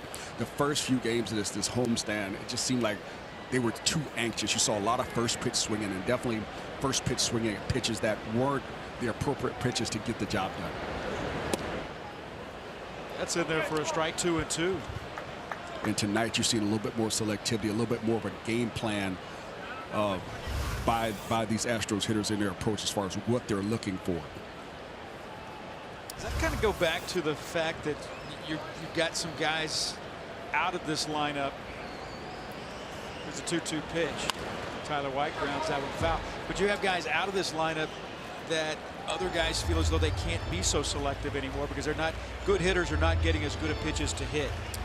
I'd like to think that the Astros they're pressing, yes, but I also think that the reason they're pressing is because they want to be the guy that turns the page and gets things going a little bit. Yes, that's absolutely it. Everybody wants to be the guy, and sometimes you have to slow it down a little bit because when it comes to hitting, you can't do anything unless the pitcher gives you a pitch to do it with.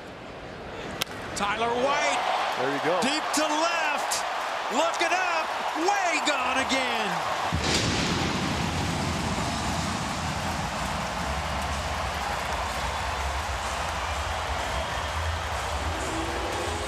Shark attack. Same spot that Evan Gattis hit his. And the Astros now lead 9-1.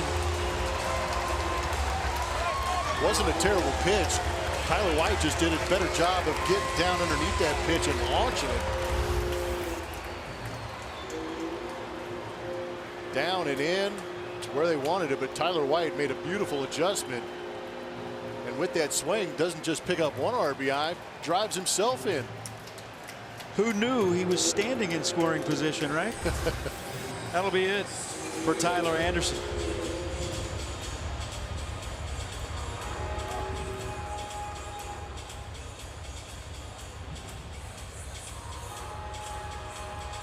Or Google Play, or go to attsportsnet.com to stream from your computer. Log in with your cable account information and you're all set. Available to customers whose TV subscription includes AT&T Sportsnet. Subject to blackouts, territorial restrictions apply. Astros with a 7-hit night. All 7 hits for extra bases. That is a beautiful thing. 3 homers and 4 doubles. Harrison Musgrave, the left-hander, comes on. The 26-year-old rookie for the Colorado Rockies. Doing a good job against left-handed hitters. ERA in 23 games is at 4.55. Fastball around 91 miles an hour. Has a changeup and a slider. Lefty's hitting just 208 against Harrison Musgrave. Faces the left-hander Josh Reddick, who's 0 for 2. 4 doubles, 3 homers.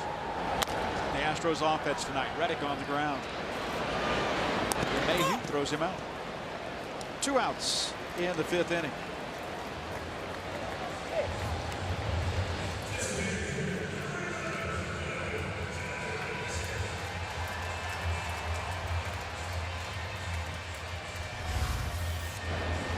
Some more StatCast now that we've got a couple of home runs, doubling the output in the previous 5 games here at Minute Maid Park.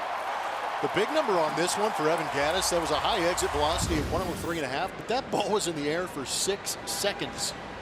That is some great hang time. Well, the 3 home runs tonight. You think about this homestand. The Astros had not homered before tonight since last Thursday. That was the opener of the 4-game series against the Seattle Mariners. It was Tyler White who hit that one. He's got half their home runs on the homestand. That's pretty close. Yep, he's right there. He does. We can keep that going on the road. The Astros will head to Oakland to take on the A's on Friday. Hoping to pick up a game on Oakland today. A's have already lost. Beat by the Mariners in Oakland.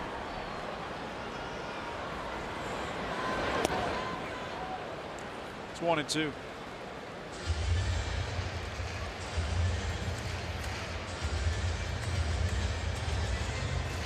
And to think about Oakland from this perspective, and you and TK are going to talk tons about it over the weekend. A team that is a 51-game sample, and they have gone 38-13 over that streak, and they're not in first place. And that's what AJ talked about when he was meeting with the media earlier. He said, I feel good about where we are right now. We're in first place.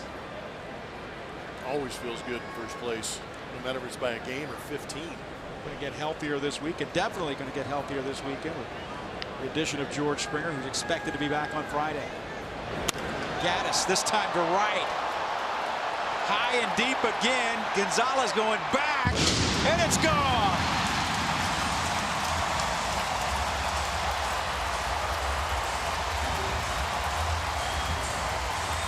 The Lumberjack strikes again. Second home run of the night for Evan Gattis.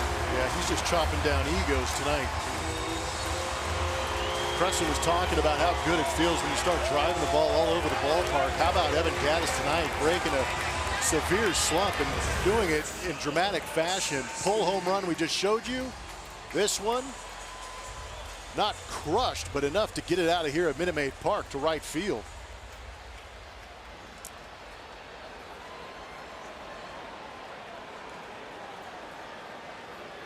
Pretty good effort. Ties the Astros season high with those 4 home runs.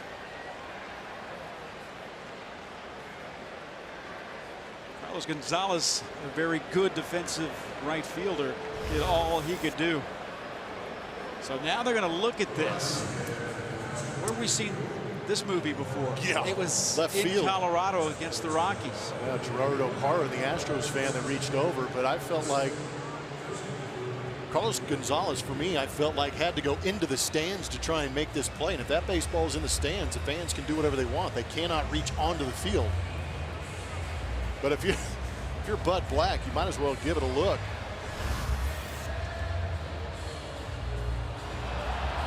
I'm not sure what they're looking at. Well, the contact was made with the young man with that glove right there, but I do think Yeah, you're but he's right. in the It's out of stands. the field of play. Absolutely. Yeah.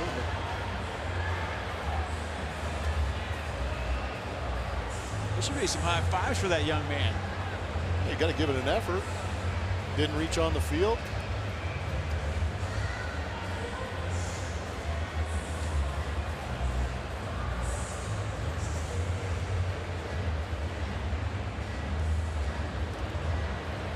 I don't feel like contact was made until after the ball was out of the ballpark.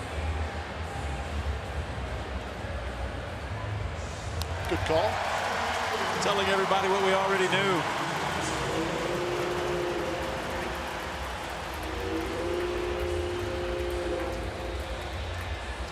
Astros tying a single season high with 4 home runs. And they're making sure everybody getting souvenirs tonight. Those numbers are crazy. It's amazing how an offense that can do what it's doing tonight disappears for 5 games. We've already outscored the last 4 games. Pace yourself, boys. I'm kidding. You get greedy and you try and get more. I mean, they've hit balls to the fans in right field, left field, home run alley. Bobby Dynamite's gotten a couple up there.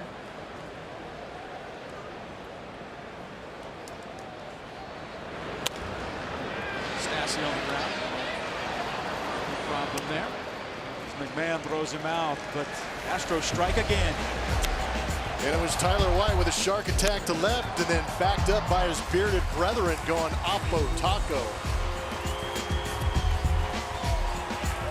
Park bundle for only $20 during select weekday games. This offer includes a ticket, hot dog, soda, and popcorn.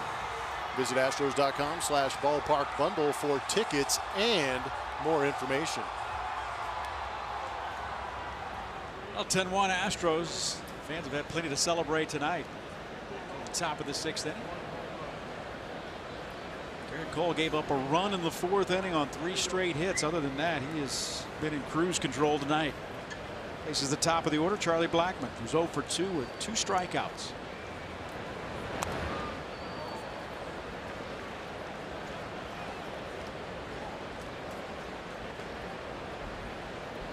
Blackmon came into this game 4 for 12 in his career against Garrett Cole. And 0 for 2 tonight.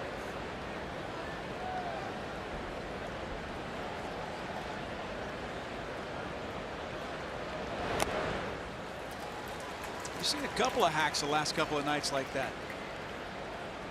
And tonight, a couple from Charlie Blackmon, very uncomfortable. He struck out on a swing last night against Verlander. This is as bad a swing as you'll see Charlie Blackmon take. Fouls this one back. And that one is into the press area. And there's some people that are going to get a hard time on that one. Yep. Astros PR staff bailing. Yeah, EPR.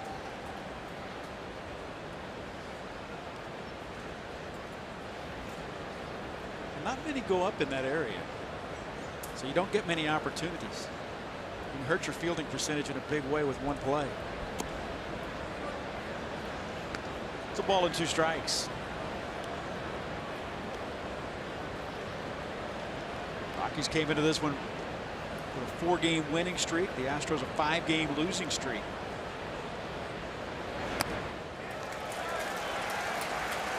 Seventh double-digit strikeout game of the season for Garrett Cole. Charlie Blackmon, 3 up and 3 strikeouts. Fuel up top. Down in the top part of the zone against Charlie Blackmon. 98. Good luck with that.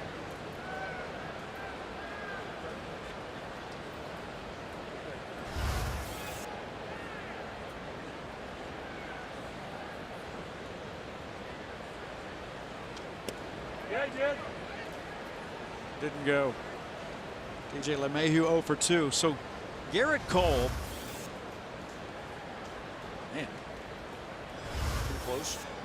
But Garrett Cole has now had more double-digit strikeout games in an Astros uniform than he did in a Pirates uniform. And he spent years in that Pirates uniform. Guys, there's a reason for that with the immersion of the four-seam fastball. It's created a lot more swings and misses for him. Yeah, it's changed his whole outlook as far as not his career, but the way he approaches things. Well, the two-seam fastball isn't really a swing and miss pitch, and I think that may be a misconception. It's a bad contact pitch. You're trying to move the ball from the barrel, to make some bad contact. The four-seam, you're trying to miss the bat. Staying above that swing path is what he's been able to do. Credit Brent Strom for really getting Garrett Cole on that train. You can say the same thing for Charlie Blackmon. And if you notice tonight, one thing that he's done exceptionally well is when he's gotten 2 strikes, he's gone up with the fastball to change the hitter's eye level, then went down at the bottom zone with the slider. And that is an excuse me swing. It's going to go as a knock for DJ LeMahieu. Yeah, it's a good thing they don't judge hits on beauty. You're going to get an exit velo on that one? Yeah, the only beautiful thing about this is that it turned into a hit for DJ LeMahieu. It's almost a shame that he got it, but you're never ashamed when you get a base hit. I love when guys in the dugout say, "Are you going to take that?" Yes, I'm going to take that. Yeah, absolutely. Every time. Talking to a couple of hitters, like for every one of those, you've got 4 bullets you hit right at somebody that's been standing there for 120 years. So. Yeah, it doesn't even out. But this is that part of the lineup that created some issues for Garrett Cole in that 4th inning. Carlos Gonzalez 1 for 2. He singled and scored in the 4th. Garrett Cole had charged right through Charlie Blackmon and DJ LeMahieu in the 4th inning. Had 2 outs, nobody on, and Cargo with a single, Nolan Arenado with a single, and Trevor Story with 3 straight hits. And Story driving in Carlos Gonzalez. That's the 1 run of the night in a 10-1 game.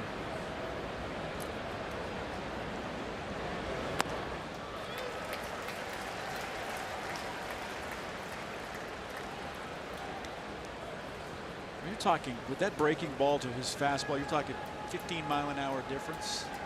Yeah, but the way it comes out of the hand, it's not that traditional pop up out of the hand where a hitter can recognize it early. There's still the same trajectory coming out of the hand of Garrett Cole with the fastball and the breaking ball. That's where you lock him up. Called. 11th strikeout for Garrett Cole. This is just on Carlos Gonzalez before he can recognize what the heck to do with it. 97 miles an hour down and in. That is the first strikeout of the night looking.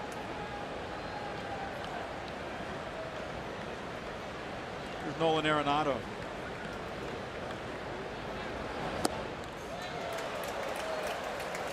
Arenado singled in the 4th inning. A ball that came up and in, and he was very upset with the umpire at first base for calling a swing on the play. And then the very next pitch, he lined a single into right center field.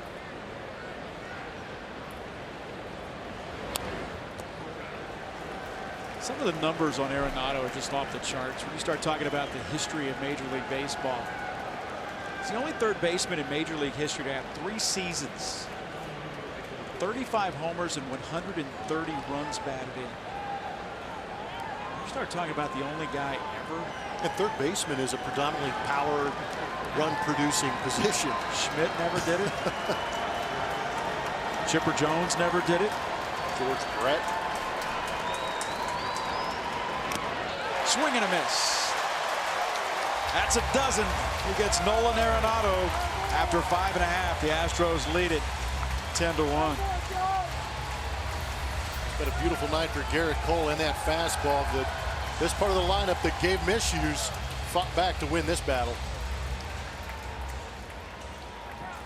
Astros game. Minute Maid Park offers fans a variety of premium seating opportunities, including club and suite level seats for any size group. Visit astros.com/suites or call 877-9-ASTROS to reserve your luxury suite today.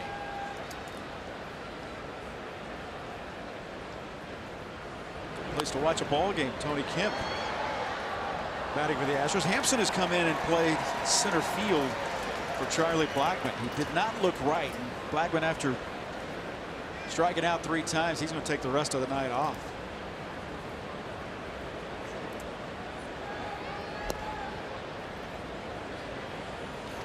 Garrett Hampson, we saw him. He was up. He had just been called up right before we were in Denver back in July. He had been sent back down, but now back on the roster. Tony Kemp, swing and a miss. It's 1-2.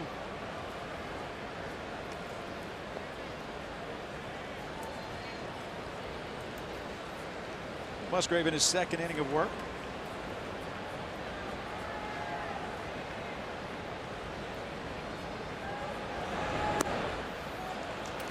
There's one away. Astros 10 runs on 8 extra base hits tonight. 4 home runs, 4 doubles. Bregman's got one of those doubles. He's 1 for 2. Also has a sacrifice fly. He's driven in one of the 10 runs.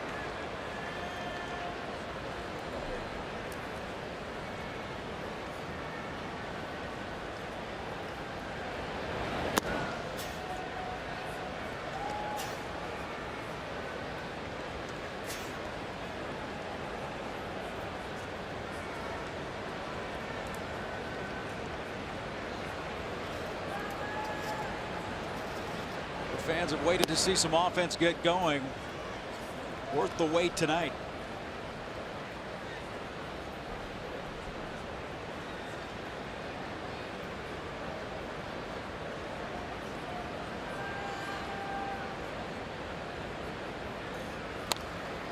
Bregman fouls that one out of play. Tyler Anderson went 4 1/3. He gave up 9 earned runs on 7 hits. Walked 3 and struck out 4. All 3 of those walks scored.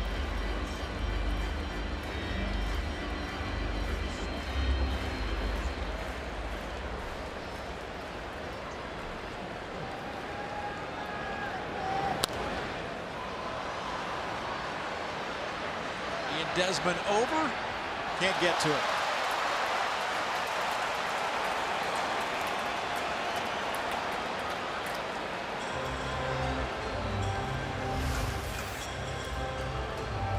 Had a shot, just got a little tentative, not knowing where that wall was. Not too much help out there from the fans or Carlos Gonzalez.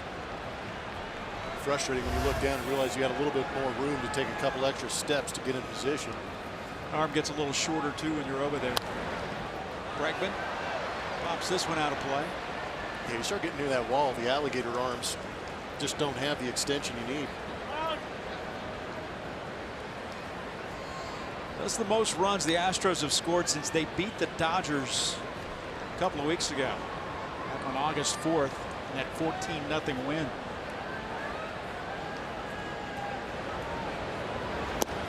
Takes outside. It's 3 balls and 2 strikes.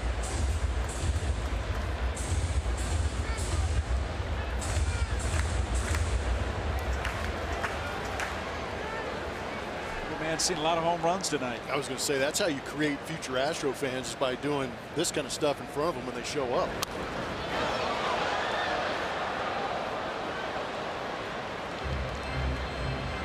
Astros scored 3 in the first, 3 in the second, scored another in the third, and then 3 more in the 5th. Ryan Presley trying to loosen up.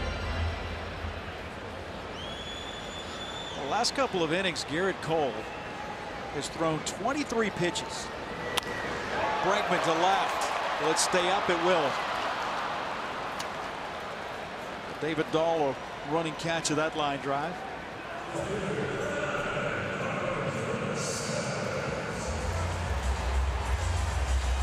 Marwin's 0 for 2 with a walk and a run scored.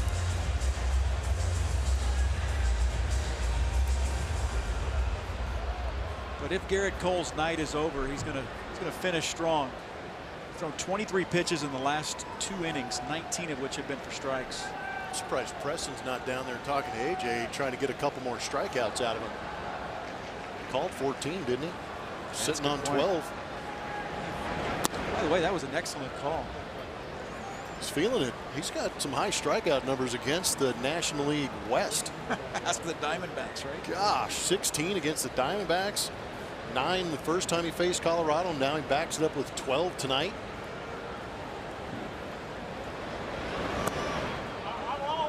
Coming into this game, he had 52. So now you add the 12 to it. 64 in 6 starts. 6 starts against the National League West for Garrett Cole this season. 64 strikeouts. He had 8 in the one at Dodger Stadium, the game that he lost. That was mediocre. Beat 3-2. 11 against San Diego right here back on April 7th, which feels like ages ago. Because it was. Yeah, isn't it baseball amazing terms. to think you got basically 40 games? Yeah. After this next road, so you got 3 road trips and 2 homestands. Yep. Marwin to the right side.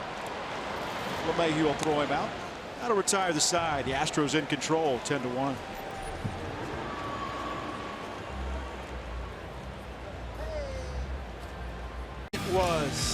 It was incredible just watching him go out there. He was pitching with intent early on, and then the Astros lit it up in the bottom of the 3rd inning, and he didn't change a thing. He was pitching to these Colorado Rockies as if his life depended on it, and he absolutely blew the doors off them with the fastball. Got up to 99 miles an hour with that heater, was able to put it outside, inside, up, down. But it was an electric night, and he knew it. 12 strikeouts on the evening for Garrett Cole. And again, an Astros pitcher with double-digit strikeouts, 0 walks. Second straight night. So we pile on Justin Verlander last night. 23 punch-outs and no walks. Ryan Presley. His 57th appearance of the season between the Astros and Minnesota Twins. Comes on in relief. So Garrett Cole was a strike-throwing machine tonight. As I said, last 2 innings, 23 pitches, 19 of which were for strikes. So Tucker in right, Derek Fisher is in center, and Tony Kemp moves to left field.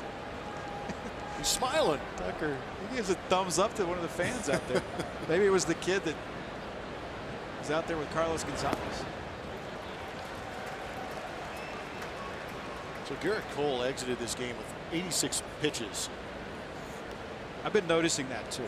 That's well, it's interesting. 86 pitches is a low pitch count for him, but 64 of them were strikes.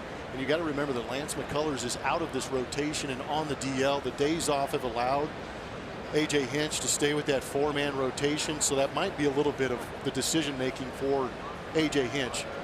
Big score put up, big lead, low pitch count, great numbers. Get him out of there. Save him for that next start. Wouldn't all be surprised to see that continue. I think that's. He talked about that as far as after the All-Star break, paying a little closer attention to erring on the side of rest as opposed to seeing if he's got one more inning in him as far as the starting pitchers are concerned. Just thinking ahead, thinking long term as far as the rest of the season is concerned.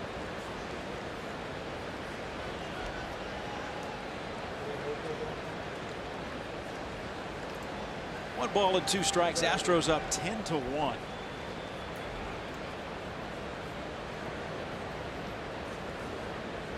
What are some of the things, you know, the famous unwritten rules of baseball? You have the big lead. Some absolutely things you do not do is strike out there. 13th of the night for Astros pitching. You're going to have to give me a minute because we've got our Chevy Stroh poll results. Obviously brought to you by Chevrolet. Who's your favorite Astros strikeout duo of all time? Short memories. What have you done for me lately? Well, I think a lot of the fans who voted in know how to use Twitter, but I appreciate the generational getting on there, because 1987 got 34% of the votes. They were right behind that Verlander Cole group by 6%. But the edge goes to the most current. My dial-up hasn't connected yet. Yeah, your DSL isn't going to get it done. And maybe we're still waiting for some of those votes to come in. So I want to go back to what I asked you a minute ago about some of the unwritten rules of baseball. It's not just in the big leagues, but through the minor leagues. When you got a big lead on somebody else, some of the things that you do and you don't do. Obviously, maybe taking that extra base in a situation where you might be able to get it. Yeah, you're a little more station to station on the base paths. 3-0 counts, you don't typically swing. How do you balance, though, the 3-0 takes? Well, it's just don't extend. Don't force the issue. If you get a double, you take the double. You're struggling. If you can score from second, you're going to score from second. It's just a matter of not going out of your way to just pile on and embarrass the other team. Guys, I am of the mindset of everybody's getting paid. I don't feel sorry for you at all, because if I'm 0-2 and I'm 0-for-4 in that game, they're not going to just throw me fastballs. They're going to throw me sliders. So if I want to swing 3-0, I'm going to swing 3-0. It's not my job to help you from being embarrassed. You know, I think a big part of that too, Preston, is you got that. There's a mentality, I think, that comes with playing so many games at Coors Field, because you never take your. AJ was talking about that when we were in Denver.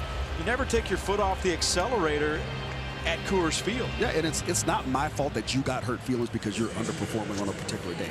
Like I said, if I'm going 0-for-4 in every 0-2 count I got, you're not saying, okay, he's struggling, he's not having a good day, so we're going to throw him fastballs.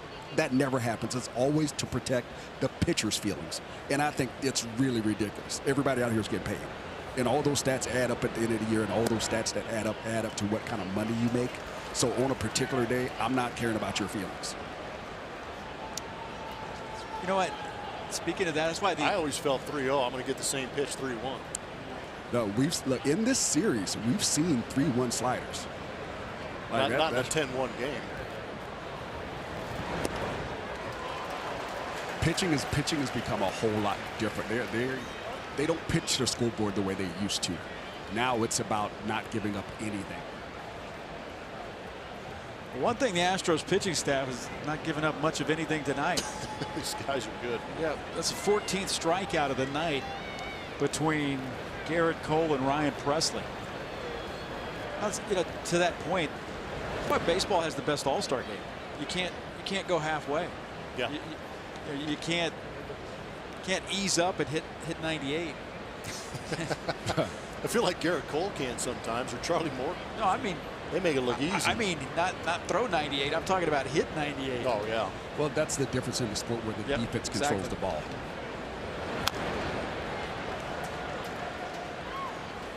One ball and 2 strikes. Desmond struck out and flied out. We kind of touched on those reverse splits with Arenado last night. And while his are balanced, a guy like Ian Desmond's got 19 home runs. 14 have come on the road. It's interesting. Doubly interesting when you play your home games at Coors Field. Can't make contact here. That is 15 strikeouts for Astros pitching.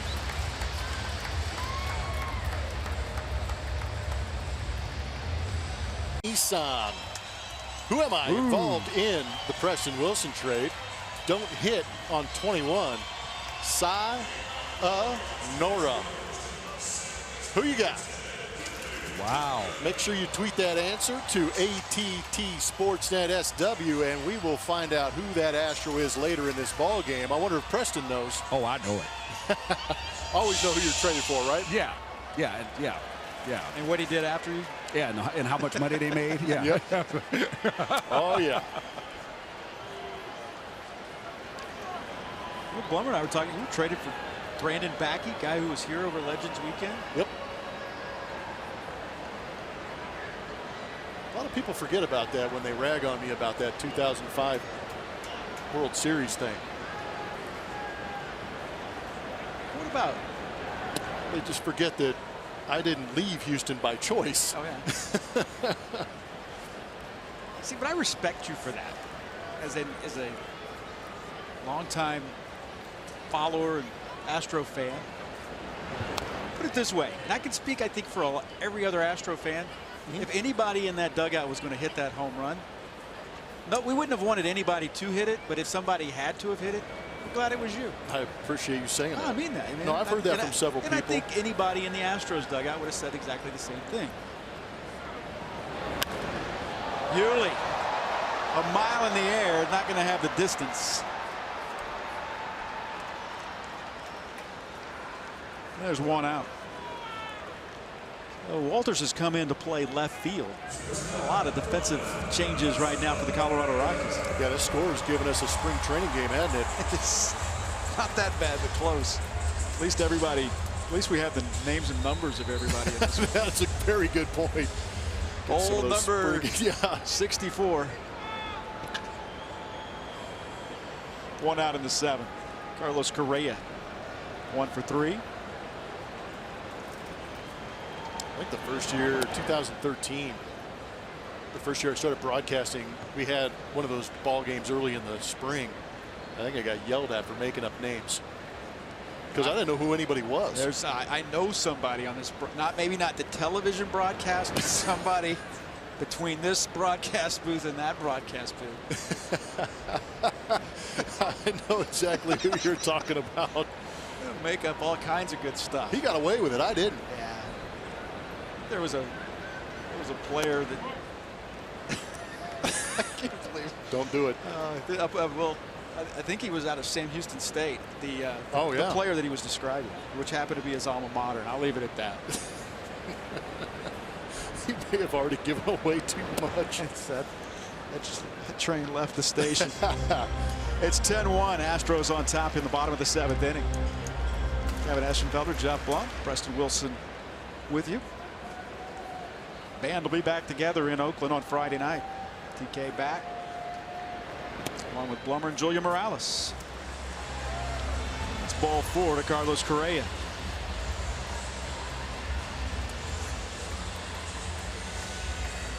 Yeah, you do the spring training games, and there's it's always the visiting team because there'll be somebody bring minor leaguers over, bring somebody over that you didn't necessarily didn't quite make it onto that day's roster sheet. And that's not a problem it's not a problem for anyone other than the people announcing the game. Well, the beauty of it is when you see that guy come to the plate, you just go into a story about something else that's happened later that season.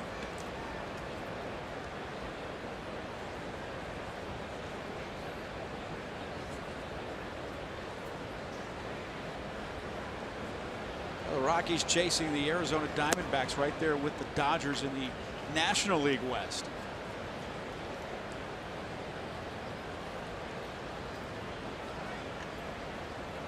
Astros hoping to hold on here and move to 2 games up on the A's in the American League West. Tyler White again. Kiss it goodbye.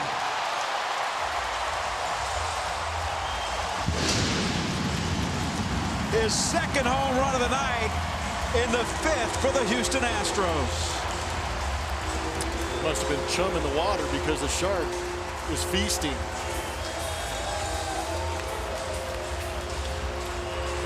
Get yours, Tyler White.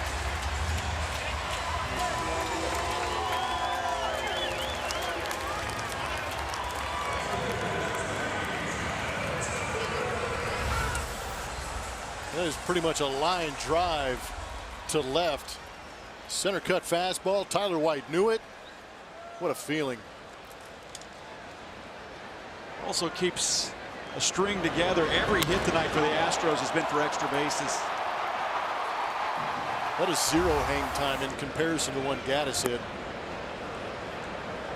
Kyle Tucker would love to join the home run parade. No time like the present.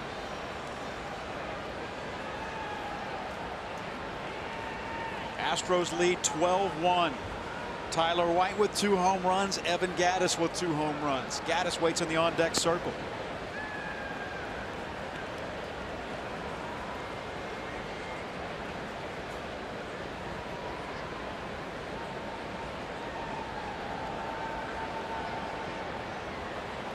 Tucker playing in his 19th game.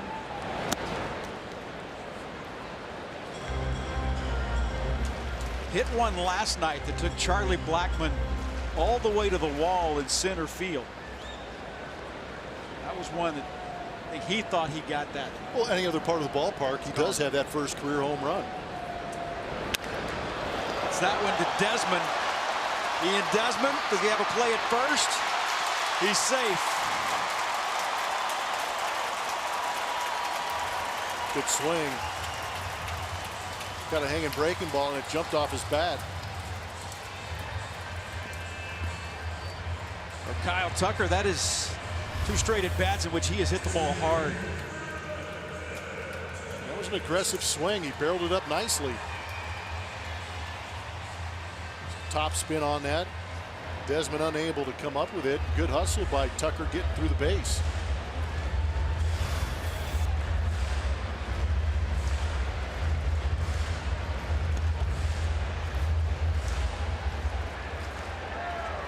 So Evan Gattis snapping an 0 for 20 with back-to-back home runs in the 3rd and 5th inning.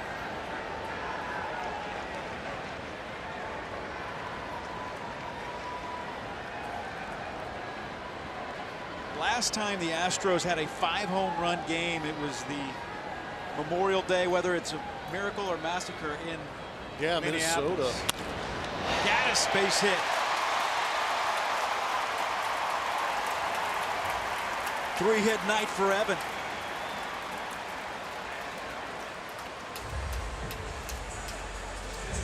Third hit of the inning. Some silly numbers. 9 home games, 5 home runs. Tonight 5 home runs and 9 extra base hits. I think Buddy Black has had enough. They wanted Harrison Musgrave to go out and do just what he did. Give him some innings. Rest that bullpen just a little bit in a game that has been out of control for a while. Through 41 pitches. We'll take a break. New pitcher coming in.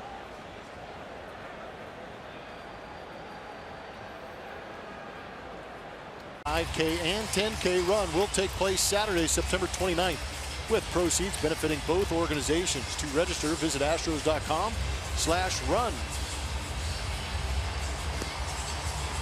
You'll be in Baltimore, right? Yes. I'll run it out there. You could go run a 5K down along the Inner Harbor. I haven't run a 5K around there, but I've run the harbor. It's gorgeous. Stop off for a crab cake. Think I won't? Play for the tie that day. Believe it. That day, the story of my career.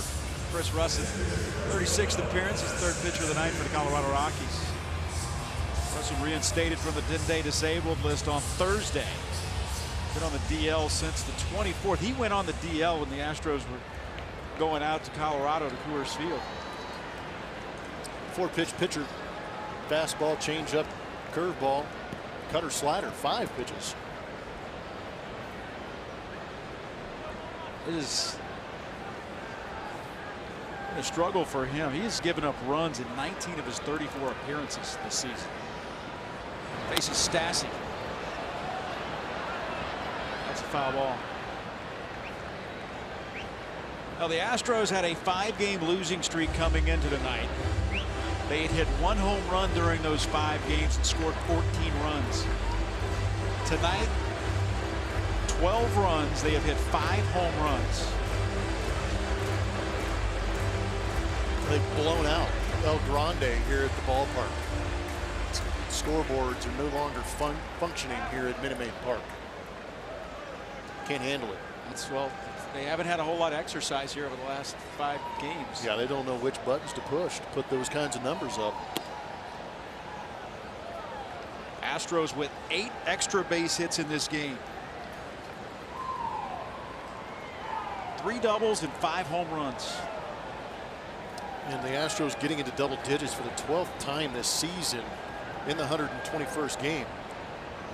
Last season, they scored 10+ runs 23 times. So it kind of gives you an idea that last year's offense was extremely good. And this year, good. Not quite as good, but those were historic numbers they were putting up last year. But the pitching has really picked them up this season, and that is a beautiful scorebook. That is good looking. Astros had not, every hit was an extra base hit. They've back-to-back singles here in the 7th inning. The only exception. Now Stassi on the ground. Should be 2. And it is. That'll retire the side. 12-1 Astros going to the 8th. By GMC. Why not talk a little bit about Max Stassi working well tonight with Garrett Cole, second amongst catchers in getting more strikes called than expected. Austin Barnes up, the Dodgers leading the way, but Max Stassi has worked well with this pitching staff. These guys are already good, but it's always nice to get a little more help, and that's what Max Stassi does with the way he receives the baseball. He's received a lot of strikes tonight. 15 strikeouts by Astros pitching. And 7 of the last 8 outs recorded have been by strikeout. Yeah, Presley had a pretty solid inning. 3 strikeouts. He's going to give way to Will Harris here in the 8th. Harris facing Ryan McMahon to lead off here in the 8th inning. And 0 for 2. He struck out a couple of times.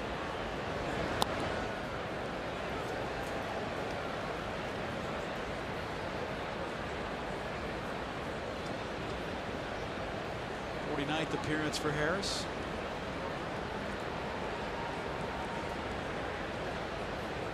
Struggled since the All-Star break. I can say that about a couple of Astros. Getting their legs back under them. Astros with 9 extra base hits. They had 9 extra base hits in the 14-0 win at Dodger Stadium a couple of weeks ago.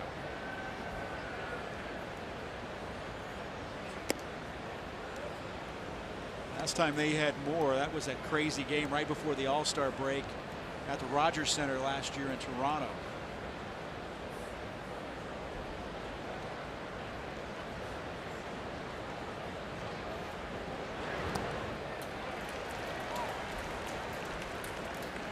There is another Astro strikeout tonight.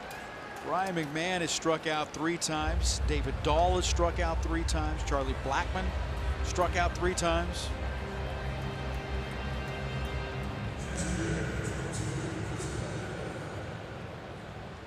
The struggle bus filling up right now.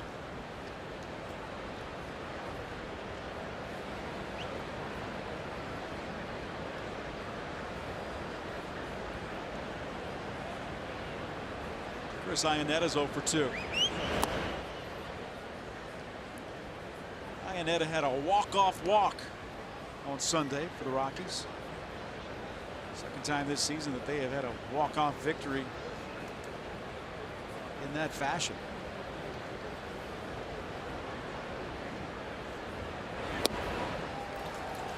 One and one.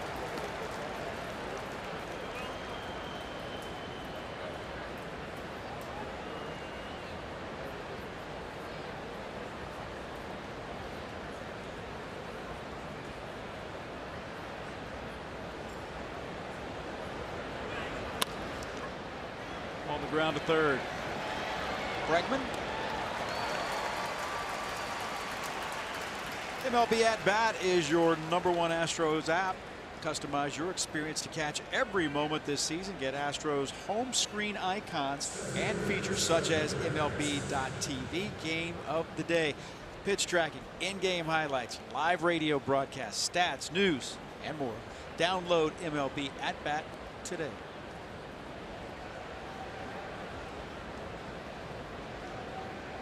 Hampson, the batter.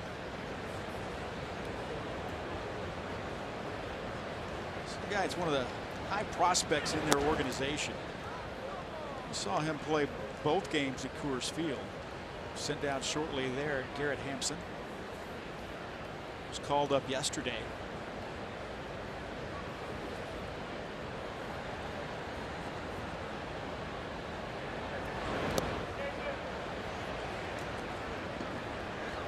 The fastest player in their organization. Played second base. He's played second base, playing center field right now.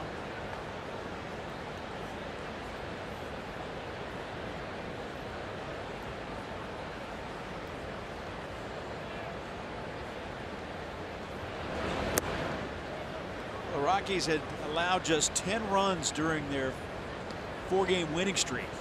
Astros with a dozen on the board tonight in the top of the 8th inning.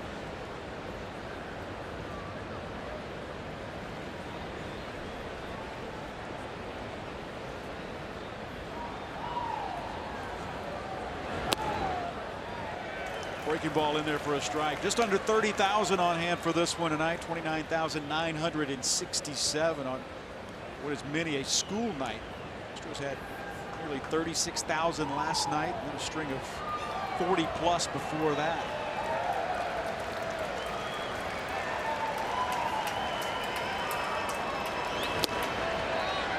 Yeah, I felt that cut back on the plate a little bit too. Will Harris executed a pretty good pitch on the inside corner. Wow. Last little cut did catch part of the zone, but not enough to convince Chris Conroy. Grande's back. Yes. Harris took 4 steps towards the Astros dugout. Hampson hits this one center field. And Fisher makes the play. Middle of the 8th, 12-1 Astros. Preston Wilson trade. I think a lot of people at home got this right. Who is it? Brought to you by Nissan. Name that Astro is Mike Hampton. Bulldog. 21 wins with the Rockies from 2001 to 2002. Cy Young runner-up to Randy Johnson in 1999 as an Astro. You know, Mike Hampton was tough, man. He threw that ball that looked like a strike and ended up as a ball. It took me about 2 years to figure out that if it was like right around knee high, just to take it. Yeah, aim high, let it fly. If it's down low, let it go. Well, he would wear out a third baseman, wouldn't he? Oh, man. Absolutely. Traded, came to the Astros for, was it, and big left-handed power hitter. Darryl Strawberry. Yep, that's it. I didn't think you were going to get that. I didn't think you were going to get that. First one I could think of. Guys, the amazing thing about the guys that I've been traded for. Mike Hampton went on to sign what, like $150 million with Colorado. Yep. And I also got traded for Piazza, who signed for 90, I think, like the next year or so. Yeah, every year I send those guys letters, but they don't return. Eric Anthony. No kickback on that, huh? Yeah, you would think that, you know, I had some kind of influence on getting them in the right situation so they can earn their money. But they don't see it that way. Eric Anthony, the left-handed power hitter I was thinking of, traded to Seattle for Mike Hampton. Hampton said the first thing he thought of when he got traded to the Astros, he wasn't happy about it because the Astros wore white shoes. Bregman hustling down the line, got him. There's a guy that smells a knock even in a 12-1 game. Yeah, that's how you got to be, though. You got to resist the temptation to concede anything in games like this, because you never know. You never know when you're going to get cold. You never know when those hits are going to start running out. You concede nothing, give away nothing. And it's a battle in these types of games to make sure that you are giving away an at-bat.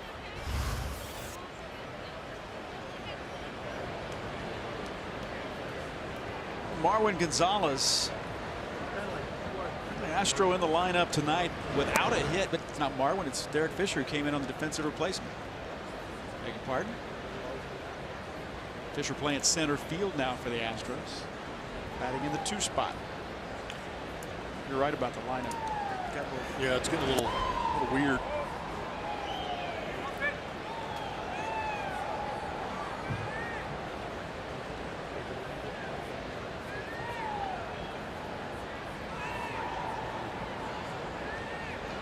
Russin working here in the 8th.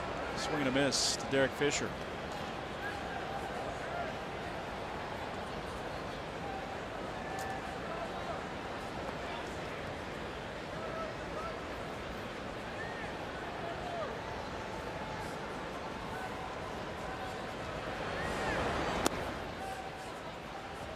Got him on 4 pitches. We go to the bottom of the 9th. The Astros on top of the 9th. The Astros on top 12-1.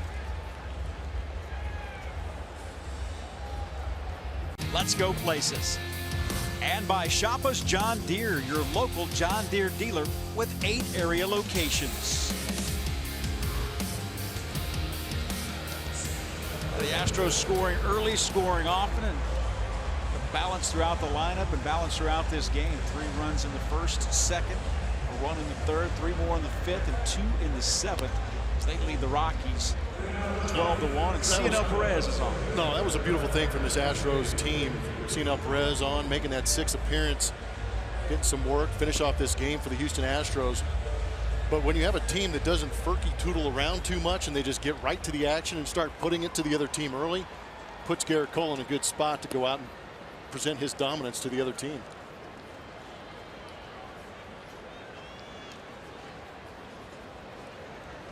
Astros 3 outs away from their 74th win of the season, and an opportunity to snap that 9-game home losing streak.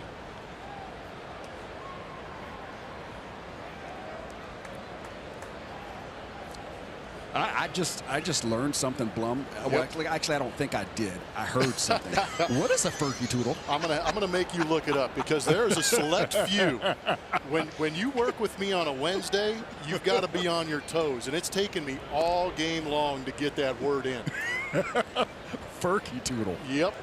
There's a certain group on Twitter that I communicate with, and we work things out on Wednesdays, and I got the word in that they requested. And it's amazing. And it took me all game long to get that one in. That's solid. I've done it to Kevin a couple times. That's solid. You're a man after my own heart right there, Blum.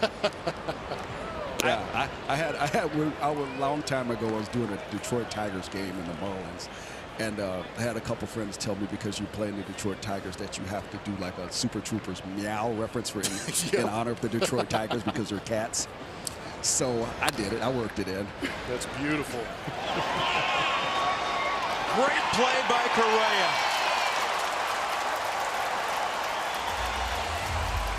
Deep in the hole, and throws out the runner by a half step in a 12-1 game. Talk about not giving up on a ball game. Got a big hit earlier in the game. Now we're starting to see that defense maybe getting a little more comfortable out there. And LeMahieu's got to be thinking, just throw me a bone here. Exactly. How did I not get a knock out of that? Great play by Carlos Correa. Now, you get requests. I know Todd does and you do. And I was asked to work Mark Lemongello into the broadcast tonight. Were you? Yeah. There you go. You just did it. Just did it. Sneaky. Forest for the trees type of a thing. Hiding in plain sight right there in front of you. Astros on top 12-1. Got out to a 3-0 lead in the first inning and never looked back.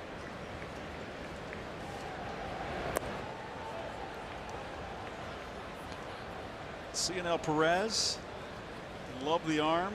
Taking a while to figure things out. Spent time back and forth between Houston and Fresno this season. Yeah, you can definitely see what they like in COL Perez's left arm.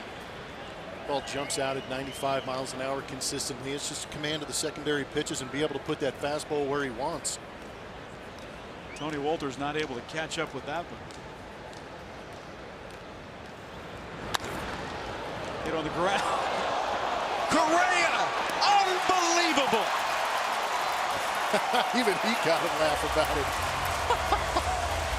Behind the back, knocked it down. It is going your way tonight if you're wearing an Astros uniform. That is exactly right.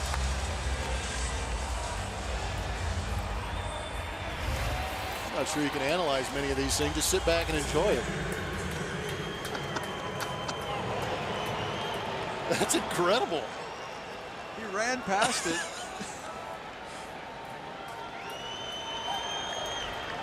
Ran past it. Hit it behind the back, knocked it down, and threw him out. That was special.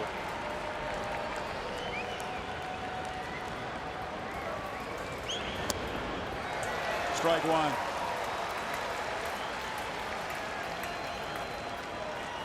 Arenado 2 for 3.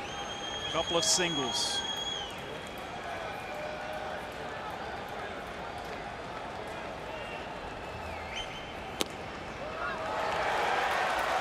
Rockies are down to a strike.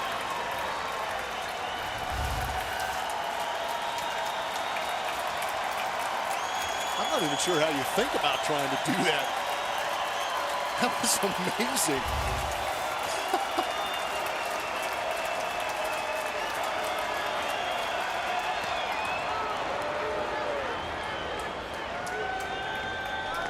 Astro pitching with 16 strikeouts tonight. Cionel Perez 1 out away, putting an end to the losing streak.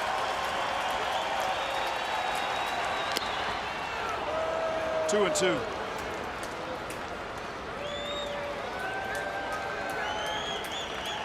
Gattis a couple of home runs, snapping an 0 for 20. And the fans plenty to cheer for. How good is it to see these guys smiling again? Players and fans. 3 balls and 2 strikes.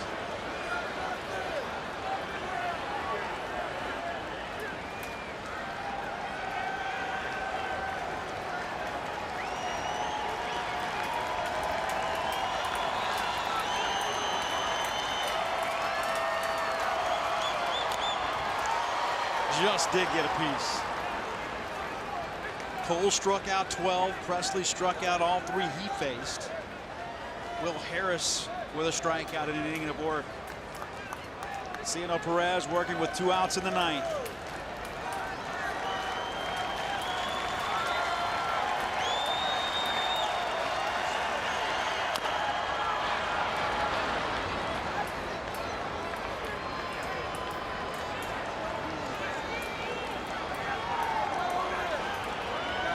Interesting to listen to the post-game show coming up next and hear what Carlos Correa had to say about that play. I meant to do it.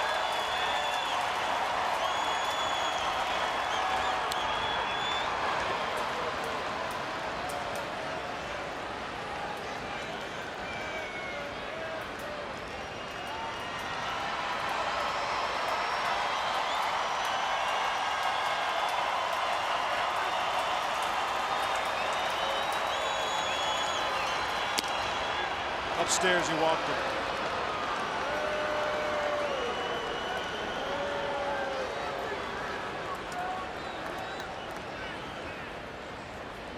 So a 2-out walk to Nolan Arenado brings up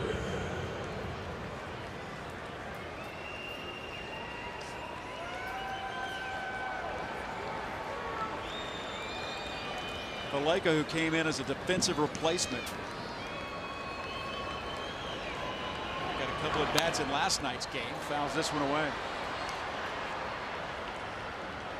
He was 1 for 3 last night.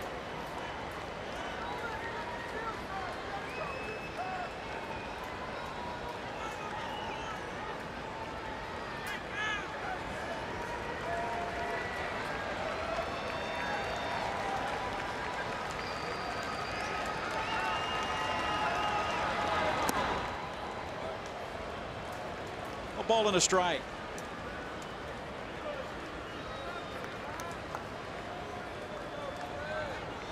Astros will have a couple more interleague games coming up against the Arizona Diamondbacks in September.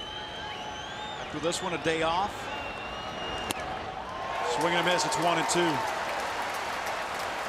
The opening 3-game series in Oakland starting on Friday. On to Seattle and then to Anaheim to take on the Angels.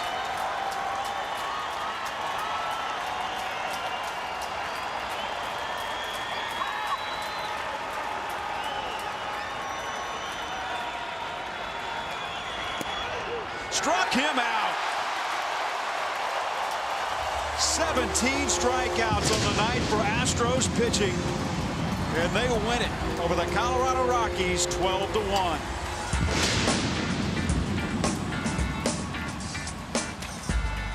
Be back with more in just a moment.